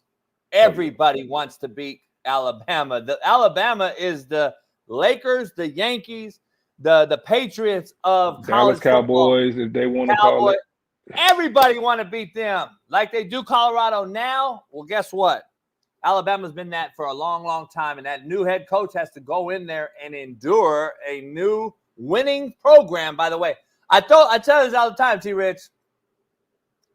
You can talk about rebuilds all you want. I've rebuilt all these different programs that were so bad that go in every. It could be harder to rebuild something that's not broken. It could be actually harder to go in there and then take on. That's why I never coached like white boys, nice facility.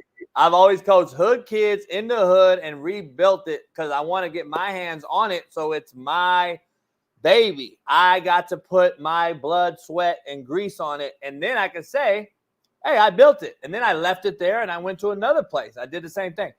I never took the place that wasn't broken because, first of all, expectations are through the roof. As we see right now, we're already crucifying this dude because he lost to Vanderbilt. But a week earlier, you're making him the coach of the year for beating Georgia. See how quick this changes? Like, that's why, man. People are so finicky, and they live in the now. What have you done for me lately?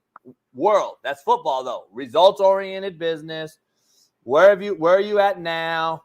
That's the business, man. And guess what? That's why I believe coaches should be able to leave and go to another program at 40, 50, 60 years old and not a 17-year-old getting to go wherever he wants because a coach yelled at him or told him he wasn't going to play. Another topic real quick, Bailey, if you can find it. Clinton Dix, another Alabama legend, is now working there, I believe, right? Yeah, he worked there. He came out and posted a tweet last night or an Instagram post or something, but it was very interesting. I put in the group text yesterday, Bailey. Clinton Dix came out and was like, so let me get this straight, because Alabama had a mid-year red shirt happen. Apparently, another kid, this is the new trend, T-Rich. Now we're redshirting halfway through the season. And said something that I said last night. So wait up. We're going to just scrap being developed, scrap working on our craft, scrap playing for reps, scrap being ready. If I do enter the portal, so I'm ready at a new school, we're going to just scrap that, enter the portal now, and sit there. I'm trying to figure out what part of the game is this. And I was surprised that he had the nuts to come out and say that as he works at Nebraska or at Alabama, when an Alabama kid just entered the portal, the mid-year portal. It's very interesting. What's your take on Ha's text or tweet and then this kid leaving during the middle of the season? Man, I'm going to tell you like this. one of the realest. He was groomed by us. Like my last year, I think might have been his freshman year. And already had made a name for himself, coming in and playing as a freshman at Alabama, man. And he's a vetted, and in the league. Gonna say what he want to say, and he gonna always keep it real with you. He one of us. But the thing about it is, like, you gotta think about this, man. Like, why are we running? What are we running from? Like, okay, you didn't make the travel squad, so now you're gonna throw your own red shirt in there after you've been playing this whole time, and you go in the transfer portal. Like, what are we doing? Like, they're recruiting guys better than you, or they're going to get somebody that's already seasoned, them played, and that's not going to tuck their tail. Like, hey, recruit to replace, right? Recruit to replace. That was Pete Carroll, that was Nick Saban, Urban Meyer. Recruit to replace. Man, listen, when Mark went out the game, I went in. When I went out the game, Eddie Lacy went in. You know what I'm saying? Like, we all had somebody that could play right now, and that was ready. Like, come on, man. Like, I don't get it. I don't get it. It's a new wave. I don't get this wave. I just don't. I can't fix myself to make my kid feel like it's okay to quit, to feel comfortable with just walking away. Like, if you're gonna do that, then like, what's your family life gonna be like? What have I taught you as a man? this kid right here entered the portal, Jaheim Otis. Here's the thing, T. Rich. I never knew that we were supposed to create hard heads so we could create soft asses, because soft asses are created by hard. Yeah, I didn't even see O got a lot of other stuff going on. And we can have probably talk off screen, but I don't know if it's just that's going on. A kid, a local high school kid, a Bama kid. I think he's a Mississippi kid, if I'm not mistaken. He Bama or Mississippi. But he got it's a lot of other stuff going on, and I don't put that on the Bama situation. He got a lot of stuff going on. Like, we used to create kids though, like, to get them ready for life, as Nick Saban just said there. Coach Saban said on that podium, we used to get them ready for life. I've never seen a more enabled group of kids, entitled group of kids. But somebody's enabling the entitlement. The kid didn't just wake up and learn how to be entitled. Somebody's enabling them. And it's the adults. I'm sorry. The adults are enabling the kids and expecting them and teaching them to be entitled. Demand more. Give less. Earn less. Think you're worth more. Like, and see what's happening, JB, is when them guys get to guys like you, Coach Saban, Kirby, guys is gonna fight for them, right? The guys is gonna make them, work. That's gonna let them know that, and when y'all all are protecting us, y'all protected our surroundings to be away from the muds that's pulling on us and telling us that we are this and that and this and that. You know what I'm saying? And so when they get outside of that circle, they leave the house. I don't know what my kids gonna do. I tell people that all the time. I know how I raise my kids at home, but when they leave, I don't know what they do. And so to even think about that, like the mindset of these kids when they don't have that you around, that Nick around, that Kirby around, everybody can put their hands on them now. T-Rich, that's why I used to recruit the mama, not the kid. Yeah, I recruited the parent, because the parent knew that if I got in your baby's ass, it was for the good and nothing more. I have no intention on bringing your son to wherever I was to screw them over. It does me no good. It does your son no good. Why would I do that? I said, ma'am, if I'm going to babysit your kid for more hours a day than any other human on earth, then you need to let me be the on-campus daddy, mama, mentor, coach, teacher, whatever, employer, whatever you want to call me. But I promise you, your son's in good hands. And when the mama bought in over time and recruiting them for year or whatever, then I knew I had the kid, and the kid was done. Like, that's just what it is. I recruited Jermaine Johnson, who's a Pro Bowler now for the Jets, who got hurt. I never even talked to Jermaine for a long time. It was his mom. I knew everything that was going on. It was a done deal already. Like, these cats nowadays, LSU offer them on Twitter. Motherfucker, you don't know nothing that's going on. Like, you just mentioned something could be going on with this kid right here. You just mentioned something could be going on with this kid right here. Do we know? Do we really know the ins and outs? Because if we did, I would find it hard-pressed that a kid would leave me. KD on the show on Last Chance U had his brother get killed. His sister died. Another in his family died. And he wanted to go home. And I brought him in. He crying. And I'm like, dog, if I let you go home, you going to go do what? I'm going to go find who shot my brother. Really? So your mama going to lose another son. Like, that's what these cats don't have. They don't have a cat to sit in there and be like, so you're going to go do. By the way, the worst thing in the world is for their mama to lose their son before they go. And now you want to lose your son? You want to lose 3 kids from your mom. You just lost your sister and your brother, and you want to go be the third one. No, you need to stay your ass right here and get your mama out the mud. See, these motherfuckers don't teach that shit no more. They don't care about these kids, dog. I truly believe they don't care about these kids like we used to. I'm just telling you, because it's all about money now, and the NCAA is allowed.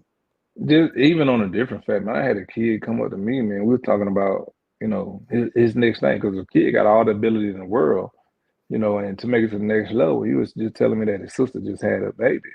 Younger sister had a baby, so he gonna have to take care of her. He's gonna have to do what he had to do for her. And I'm like, what you mean? Coach, I'm gonna have to do what I gotta do. You know, I can make fast money and make sure that. I'm like, hold on. Wait, say what? So before you know it, you know, I'm on the phone with the parents like, hey, is this the situation? Because we, you know, make sure the kid is, you know, going the right road. Don't take their word for it. Don't take no kid's word. Yeah. And so, you know, I'm talking to the parents. They're like, no, he don't. His sister's having a baby, yeah, but he don't even have to live like that. That's not, you know. And talk to the dad. Dad tell me that he done went through some stuff when he was younger. You know what I'm saying? And he didn't want him to go through that. Man, save my son, keep my son out of whatever. I want him to be like me. T. Rich, you know how many times I get the kid to come in there smelling like weed, smoking his life away. I'm like, what the fuck are you doing? And then, oh, I'm struggling because my family back home struggling. Woo. I get on the phone, call mama. Fuck he talking about, coach? I make 300 racks a year. I work for the goddamn government. What's he talking about? You know how many fake-ass good boys you run across if you don't have a relationship with the parent, to my point. These kids, if you trust them like these coaches nowadays do, they're going to screw you every time. Stop trusting kids, A, and B, do your due diligence and build a relationship with someone else other than the kid, because the mama, the auntie, the grandma, whoever the caller is, will tell you the truth. And the mama just tell me, coach, smack that motherfucker for me. He lying like a motherfucker. That motherfucker, I can send him whatever he wants. And I was always wondering, kid always got a new Jordan. I'm like, you ain't struggling, motherfucker. Shut your ass up. You're just using this weed as an excuse and as a crutch because you're a fake-ass good boy and you want to be like your homies on some rap video. And I said, guess what? Your ass is going to be working for a motherfucker with my skin tone, Bobby Bruce, and he going to fire your ass because you late to work smelling like weed. But I'm the asshole. See what I'm saying? And that's what I know Nick did to y'all. I know Pete Carroll did it at SC. Man, Nick, look, I ain't talking to niggas. I talk to Nick a lot, but Nick talked to my mama more than anything. And I'm going to be real. Like, my mom, like, he told me when I moved off campus my sophomore year. He won't let you. No, I moved off into my freshman year. He won't let me move off. He won't let you move off till you in your sophomore year. And it was crazy for me with the fans and stuff like that. And so he let me move off. And he told me straight up. He told my mama. He set my mama down. He said, Trina, you the only one that's allowing over there, and you know, letting you have hands on him. You gonna be the one checking on him. This and that. Man, my mom used to come do dogged on checks once every other week or something like that. Just pop up out of nowhere. I don't care what time it was. And I knew deep down because coach, you know, wanted to make sure I was straight. You know what I'm saying? Wanted to make sure everything was straight over there. And so, man, like when you think about it now, like, bro, like this is what I want protected from at the next level. I didn't have a Nick Saban. I didn't have a Coach JB. Like, nah, you just a check. You just another check. You just another number. You fucking right. That's show you and tell you that. Yeah, great like point. That's what it is right now. T-Rich, I was the head coach at Compton. I was the youngest head coach in the country in college at the time in JUCO at Compton College, my alma mater. And I bring in all these Florida boys in. I bring a bunch of kids in from all over the country, Georgia boys. I brought all these dudes. Then I got my LA kids. So there's an intertwine of every hood in the country real quick in the worst hood at the time in Compton. Buddy of mine, rest in peace, Bruce Walker, legendary Compton Dominguez, played at UCLA, first-round draft pick by the Eagles. Passed away a few years ago, coaching his son on the football field, on a Pop Warner football field, coaching his own son, swallowed his tongue on a seizure. Bruce Walker gave me one of his houses, and I housed in a 5-bedroom house in the hood, but everyone in that neighborhood knew me, knew him. It was I had some Florida boys in there. I had some other cats in there. And I had coaches on clock. And if they didn't go by them houses, and I had 6 houses in Compton with kids housed in them. If California and JUCO knew that, I would have been fired anyway. But anyway, that's what we did. And if I found out a coach didn't go by, and we called it drive-by in a good way, better go do a drive-by. You drive by it, checklist. You went by the Florida house. We called it the Florida house, T-Rich. We called it the Georgia house. We called it the Bama house. Whatever the kids were, we put them together, make sure they were cool. And then we had some LA kids sprinkled in that were far away. And if you didn't check on them, I fired your ass. The kids were first. Let a kid get killed on your watch as a coach and see how fucking much coaching future you have. You know what I'm saying? And not only that, you brought this kid out here and promised their mama what you were going to do for him. You're going to graduate him. You're going to get him to college, which I've done more than any other coach in the country in JUCO. And guess what? Make sure their ass don't die on my watch. When I told the mama they're coming to Compton. Compton? I ain't sending my baby to Compton. That's the recruiting process starts right there. I ain't sending my kid. I ain't sending my kid to Compton. Man, I got you. The time I seen Coach Saban, right? The 2 times I seen him like break down to where it was like, okay, like this ain't just a coach. Like he understand. So we had a football player get robbed on Wednesday and shot. Brandon Didrick. He got robbed, got shot, playing against Virginia Tech that Saturday. He played that Saturday. But he went into, when we had the meeting, hey, this is what y'all, this is what the process is. Hey, you can have my wallet, you can have my phone, you can have, you can have that too. Hey. You taught it. Yeah, you taught it. But the thing about it, like I seen Nick at a different level because we had a guy overdose going into my junior year, that spring of my sophomore year, going into my junior year, that spring of the sophomore year, going into my junior year, we had a player that transferred in for Tennessee, overdosed when he went back home. And man, it was one of them things the way I seen Nick react. We had that go on, we had the tornado going on, but the way I seen him react was like, man, like coach really do care. Like, man, like he got closer to us, like he opened up more, like you know what I'm saying? It was a different type of love. And it was just one of them things like, man, I don't care what nobody say. That dude, people can say what they want to say. He gonna coach you hard.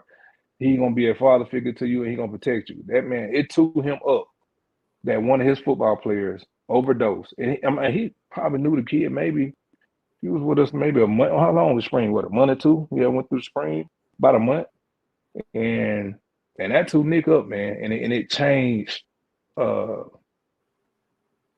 the projective of what people would say to me about, man, he was just mean, and he was just mean, coaching this and that. Because he really didn't coach me. I was on the offensive side. When I seen that part of him, it was just like, man, like I get it. Like, coach, you get it. Like it means more than you than just a job. I used to grab my kid. I pull up on a kid. I had a Florida group of kids, Haitian boys. They roll around in this Jeep, Everglades, Deerfield Beach, some Dillard kids. They roll around together in this Jeep, flying around Compton. So me and my boys, I got some of my boys, man, real story. And you could ask them to this day. My boy Steve Tyragene, he now works with Kodak Black. He does music production. He was a big-time wide receiver of mine from Deerfield Beach. I had a guy named Big Buddha who was a big tackle for mine. Went to Auburn after me, after I had him.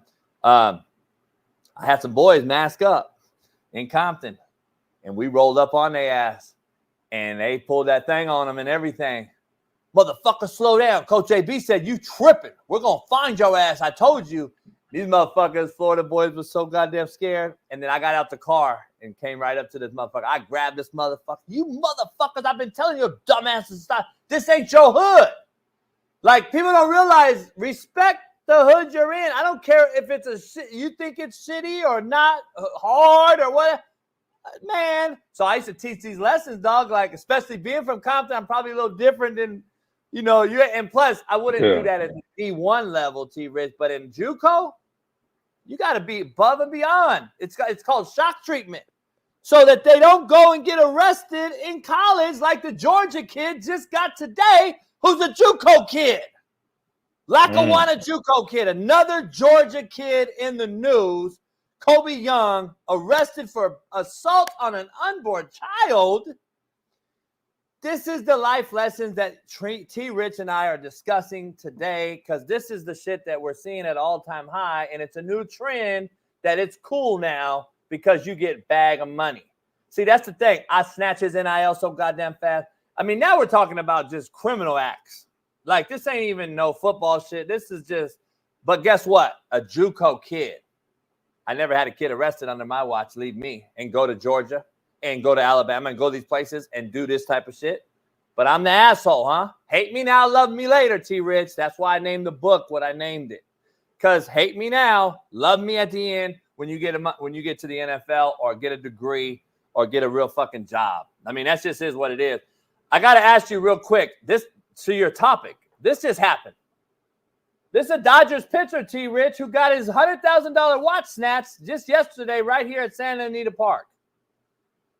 This is happening with these young-ass kids because the adults in the room are allowing it and not coaching it. And I hope he just said, here, dog. There you go. That's yours. What you want?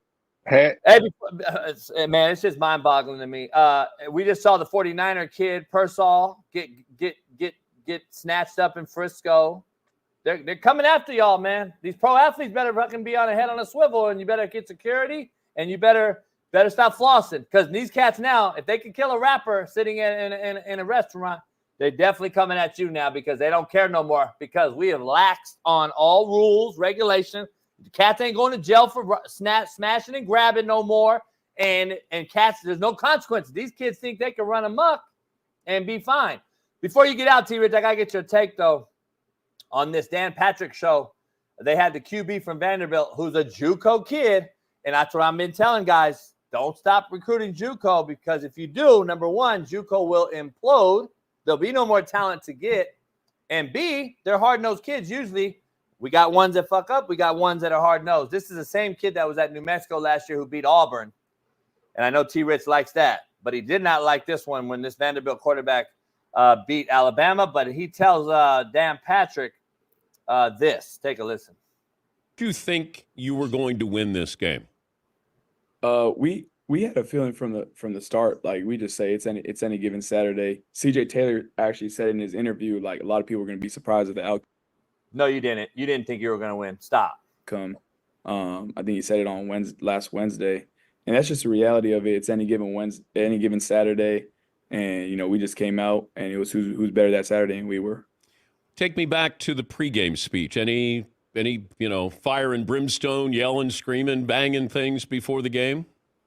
Big low. So Stephen Hubbard, 54 on the O line. He likes to get after it, and he says you ain't on S word, and he just likes to talk his stuff. And then me before the game, I'm hyped. I got my family behind me supporting me too. So it's just all good vibes, and then go in and just play your best football. How's morale on campus? T-Rich, he basically said Alabama, the coin flip was talking shit, whoop-de-whoop, as they should. I mean, it is what it is. You ain't beat us, win. Ever? When the last time Vanderbilt beat Bama? I would love to know that. I have no idea. But listen, Jerry Kill's a good friend of mine. He's now coaching over there with Clark Lee, who's taking over the Vanderbilt program.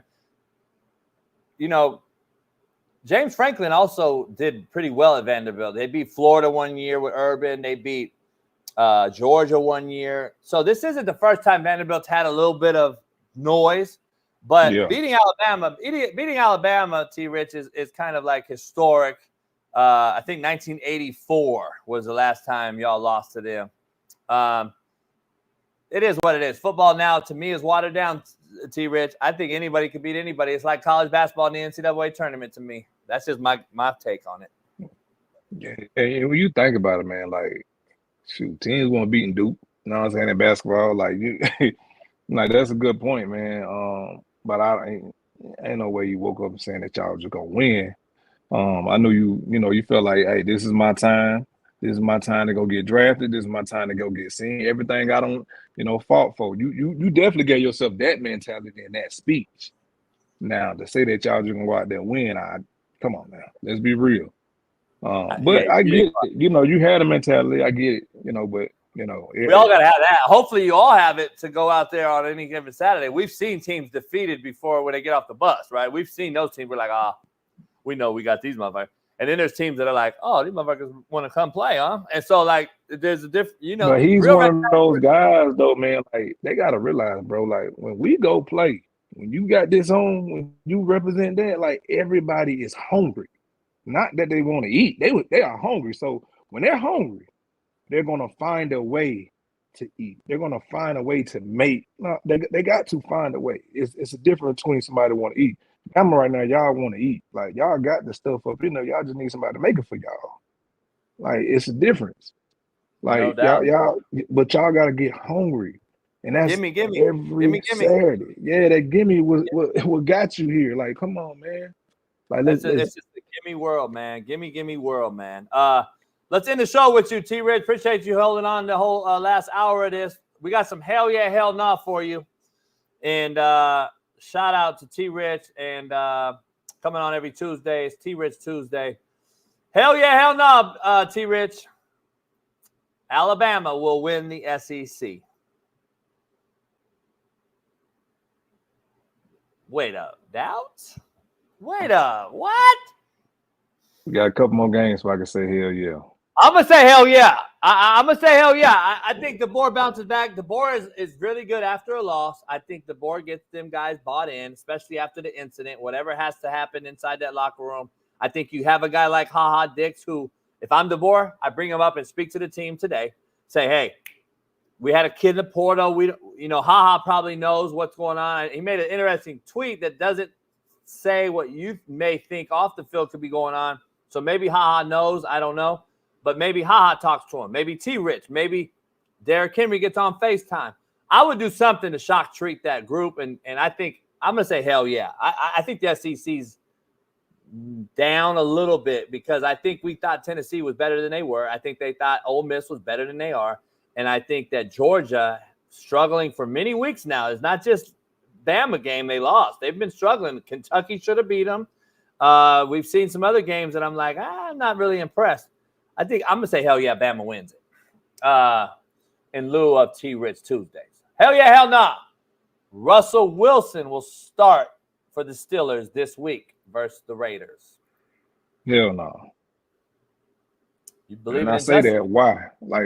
Like Justin been leading that group. Like, I mean, it's tough, man, because he is a vet, and he's a Super Bowl winner too. Bailey not a fan of Justin. He ready for his old Seahawk Super Bowl winning champ Russell Wilson to get on that field. Well, Justin been lead. I mean, Justin had a better preseason too. So when I know it's a preseason. But we just started this off, man. It's all up. What have you done for me lately? Yeah. They're 3-0, and everybody's like, Justin Fields is the dude. They got the best team, and now you lose a few, and everybody's ready to give up on them, man. That's just what the game, and the sport is. And is it Justin's fault though? But the Raiders are trying to fire AP now. The Raiders are ready to fire AP now too. You saw, see what I'm he saying? was a saver last year. They were. Hey. I got a hell yeah, hell no that I'm just making up off the top of the head in relation to that. Hell yeah, hell no. The Raiders should trade for Russell Wilson and Devontae Adams goes to the Steelers. Ooh, hell yeah. I mean, for the Steelers, hell yeah. It'd be interesting. Swap trade, Russell Wilson for Devontae Adams? I'm saying, ain't nobody talking about it. Why ain't nobody talking? I didn't see that. Why ain't nobody talking about that? Shit. What would they come with that though? Like, what would come with that? Like, something else got to go with Devontae. Like, it got to be a second round, and some sort of wideout, some other wideout that the Steelers have. They have to get rid of. Steelers been getting rid of wideouts for 2 years. Pickens is the only one, and he's a shitbird. It seems like. So I don't know. We'll see. But hell yeah, hell no. Clemson will win the ACC by beating Miami.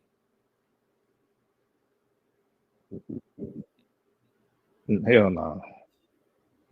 I'm saying hell yeah. I like Clemson. I wouldn't be shocked if Clemson wins it all.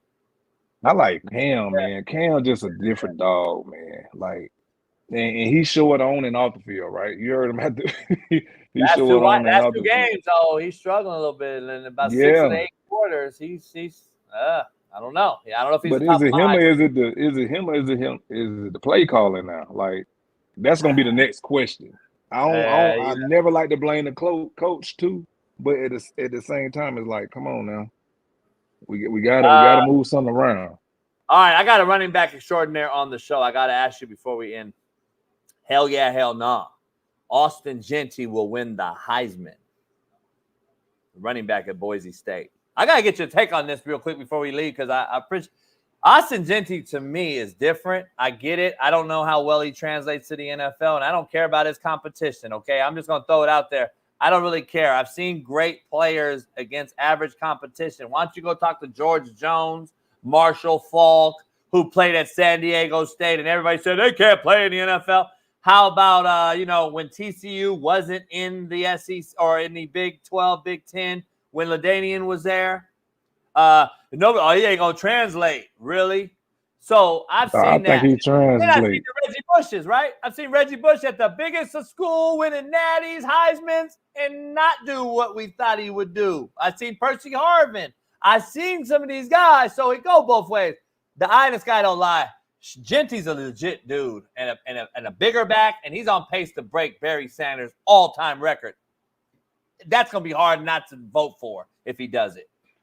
Yeah, it's gonna be hard not to vote for. I say he don't win it as a running back, and I say that because the division that he's in, and I say if he was in the SEC doing that, he's definitely winning it. He's in the Big 12 doing that. He's in the ACC. He's winning it, right? I mean, but at one time, shoot, when I was in Heisman run, Monty Ball still had 35 touchdowns. So. When you see that type of talent, man, does he translate to the NFL? I think you do. You get him an offensive line that can, go up with these guys that's, all pro guys. You get him an all pro line. Put him in Dallas. See what he's doing with Dallas O-line. Put him in Seattle. You get what I'm saying? Like, give him somebody going to run downhill, Baltimore. Let him run behind Derrick. Let him learn. I think that'd be the 1-2 punch, But I think this guy, he's running that Barack, man, the old style, that downhill smash mouth football. I think he is the real deal, but I don't see him winning the Heisman, man. It's gonna be hard for people to even just get over the whole thing of my kid going. Yeah, like it's listen, man. Alabama's the last guy, the non-QB to win it. Devontae Smith, he got it done. And that's why I'm fighting the Travis Hunter thing. I think Travis the best football player in college football, but does he have one side or the other stats to be there? Or are they just saying, here, you're the best player, go. You're going to be in New York. I'm sure Travis is going to be in New York because of the entire thing. No doubt. That's gonna be he's unbelievable. Yeah, that's gonna be the tough thing about it. Like, do they look at it as like, oh, he's just the best player overall? Or all right, you ain't. He ain't gonna have Devontae Smith numbers on offense. Yeah. He ain't gonna have Charles Woodson numbers on defense because he plays both ways every snap, which is unheard of. Eric Weddle's like, look, we've never seen it before, so that's why you probably he's gonna be in the final. You know what I mean? Like that's really what it is. But stat wise, he's not gonna have Heisman stats one side or the other because he plays every snap. So it's a very interesting Heisman race. I'm gonna say that. It's gonna be very interesting. T-Rex, I'd love to see him in it. I always, say if he stay healthy, he in it. He top two if he stay healthy. and Eric Weddle said, I don't care what Colorado's record is. I think it's gonna be hard if Colorado don't win or at least in the mix for a conference title or a playoff run. Because Milroe was the leader, and then they lose, and he's all of a sudden he out the thing now. So now all of a sudden Milroe's out. What if they go back and win and they get all the way to the playoff? Milroe's going to be right back into things. See what I'm saying? It's so iffy. I don't know. I think it is what it is. But T-Rich, enjoy the week, man. Appreciate you hopping on for the whole hour and co-hosting. Smitty will be back Thursday, and two things will be true again. Say no more. Appreciate you, man. Hey, what's going on over there, Hoover? We 5-2, 4-2, something like that. You about to be the all right, man. I'll see you later, man. Catch us next week, man. Coach JB Show and Big Smitty. T-Rich, appreciate you. Peace. Shout out to T-Rich, man. Awesome hour. Real talk segment right there that needs to be clipped. We need to put that whole ass hour on the show because that's just what it is. It's real talk and real recognized real. And it doesn't matter what color you are, where you're from, and what you do. At the end of the day, right is right, wrong is wrong, and the truth is the truth. And you heard it here from the realest show on planet Earth. Shout out to everybody for sticking around, man, and hanging out. And we'll be back tomorrow for Work Boot Wednesday. Work Boot Wednesdays tomorrow. And Roddy White will be joining the show. Yes, he will. We just talked a minute ago as well, confirming it. He'll be on tomorrow along with Noel Mazzoni. So we'll get on the big board, break down some football film that we have from DV Sport, new film as well. And we'll get on that board, and then Roddy White will call. We'll have a conversation with him. And Coach Fred, HBCU. And appreciate you all. Have a good weekend, or a good day, and I'll see you tomorrow. Peace. Issues get pressed so fast it don't get sacked like bags and baggage. Smitty and Jason Brown kill the ass.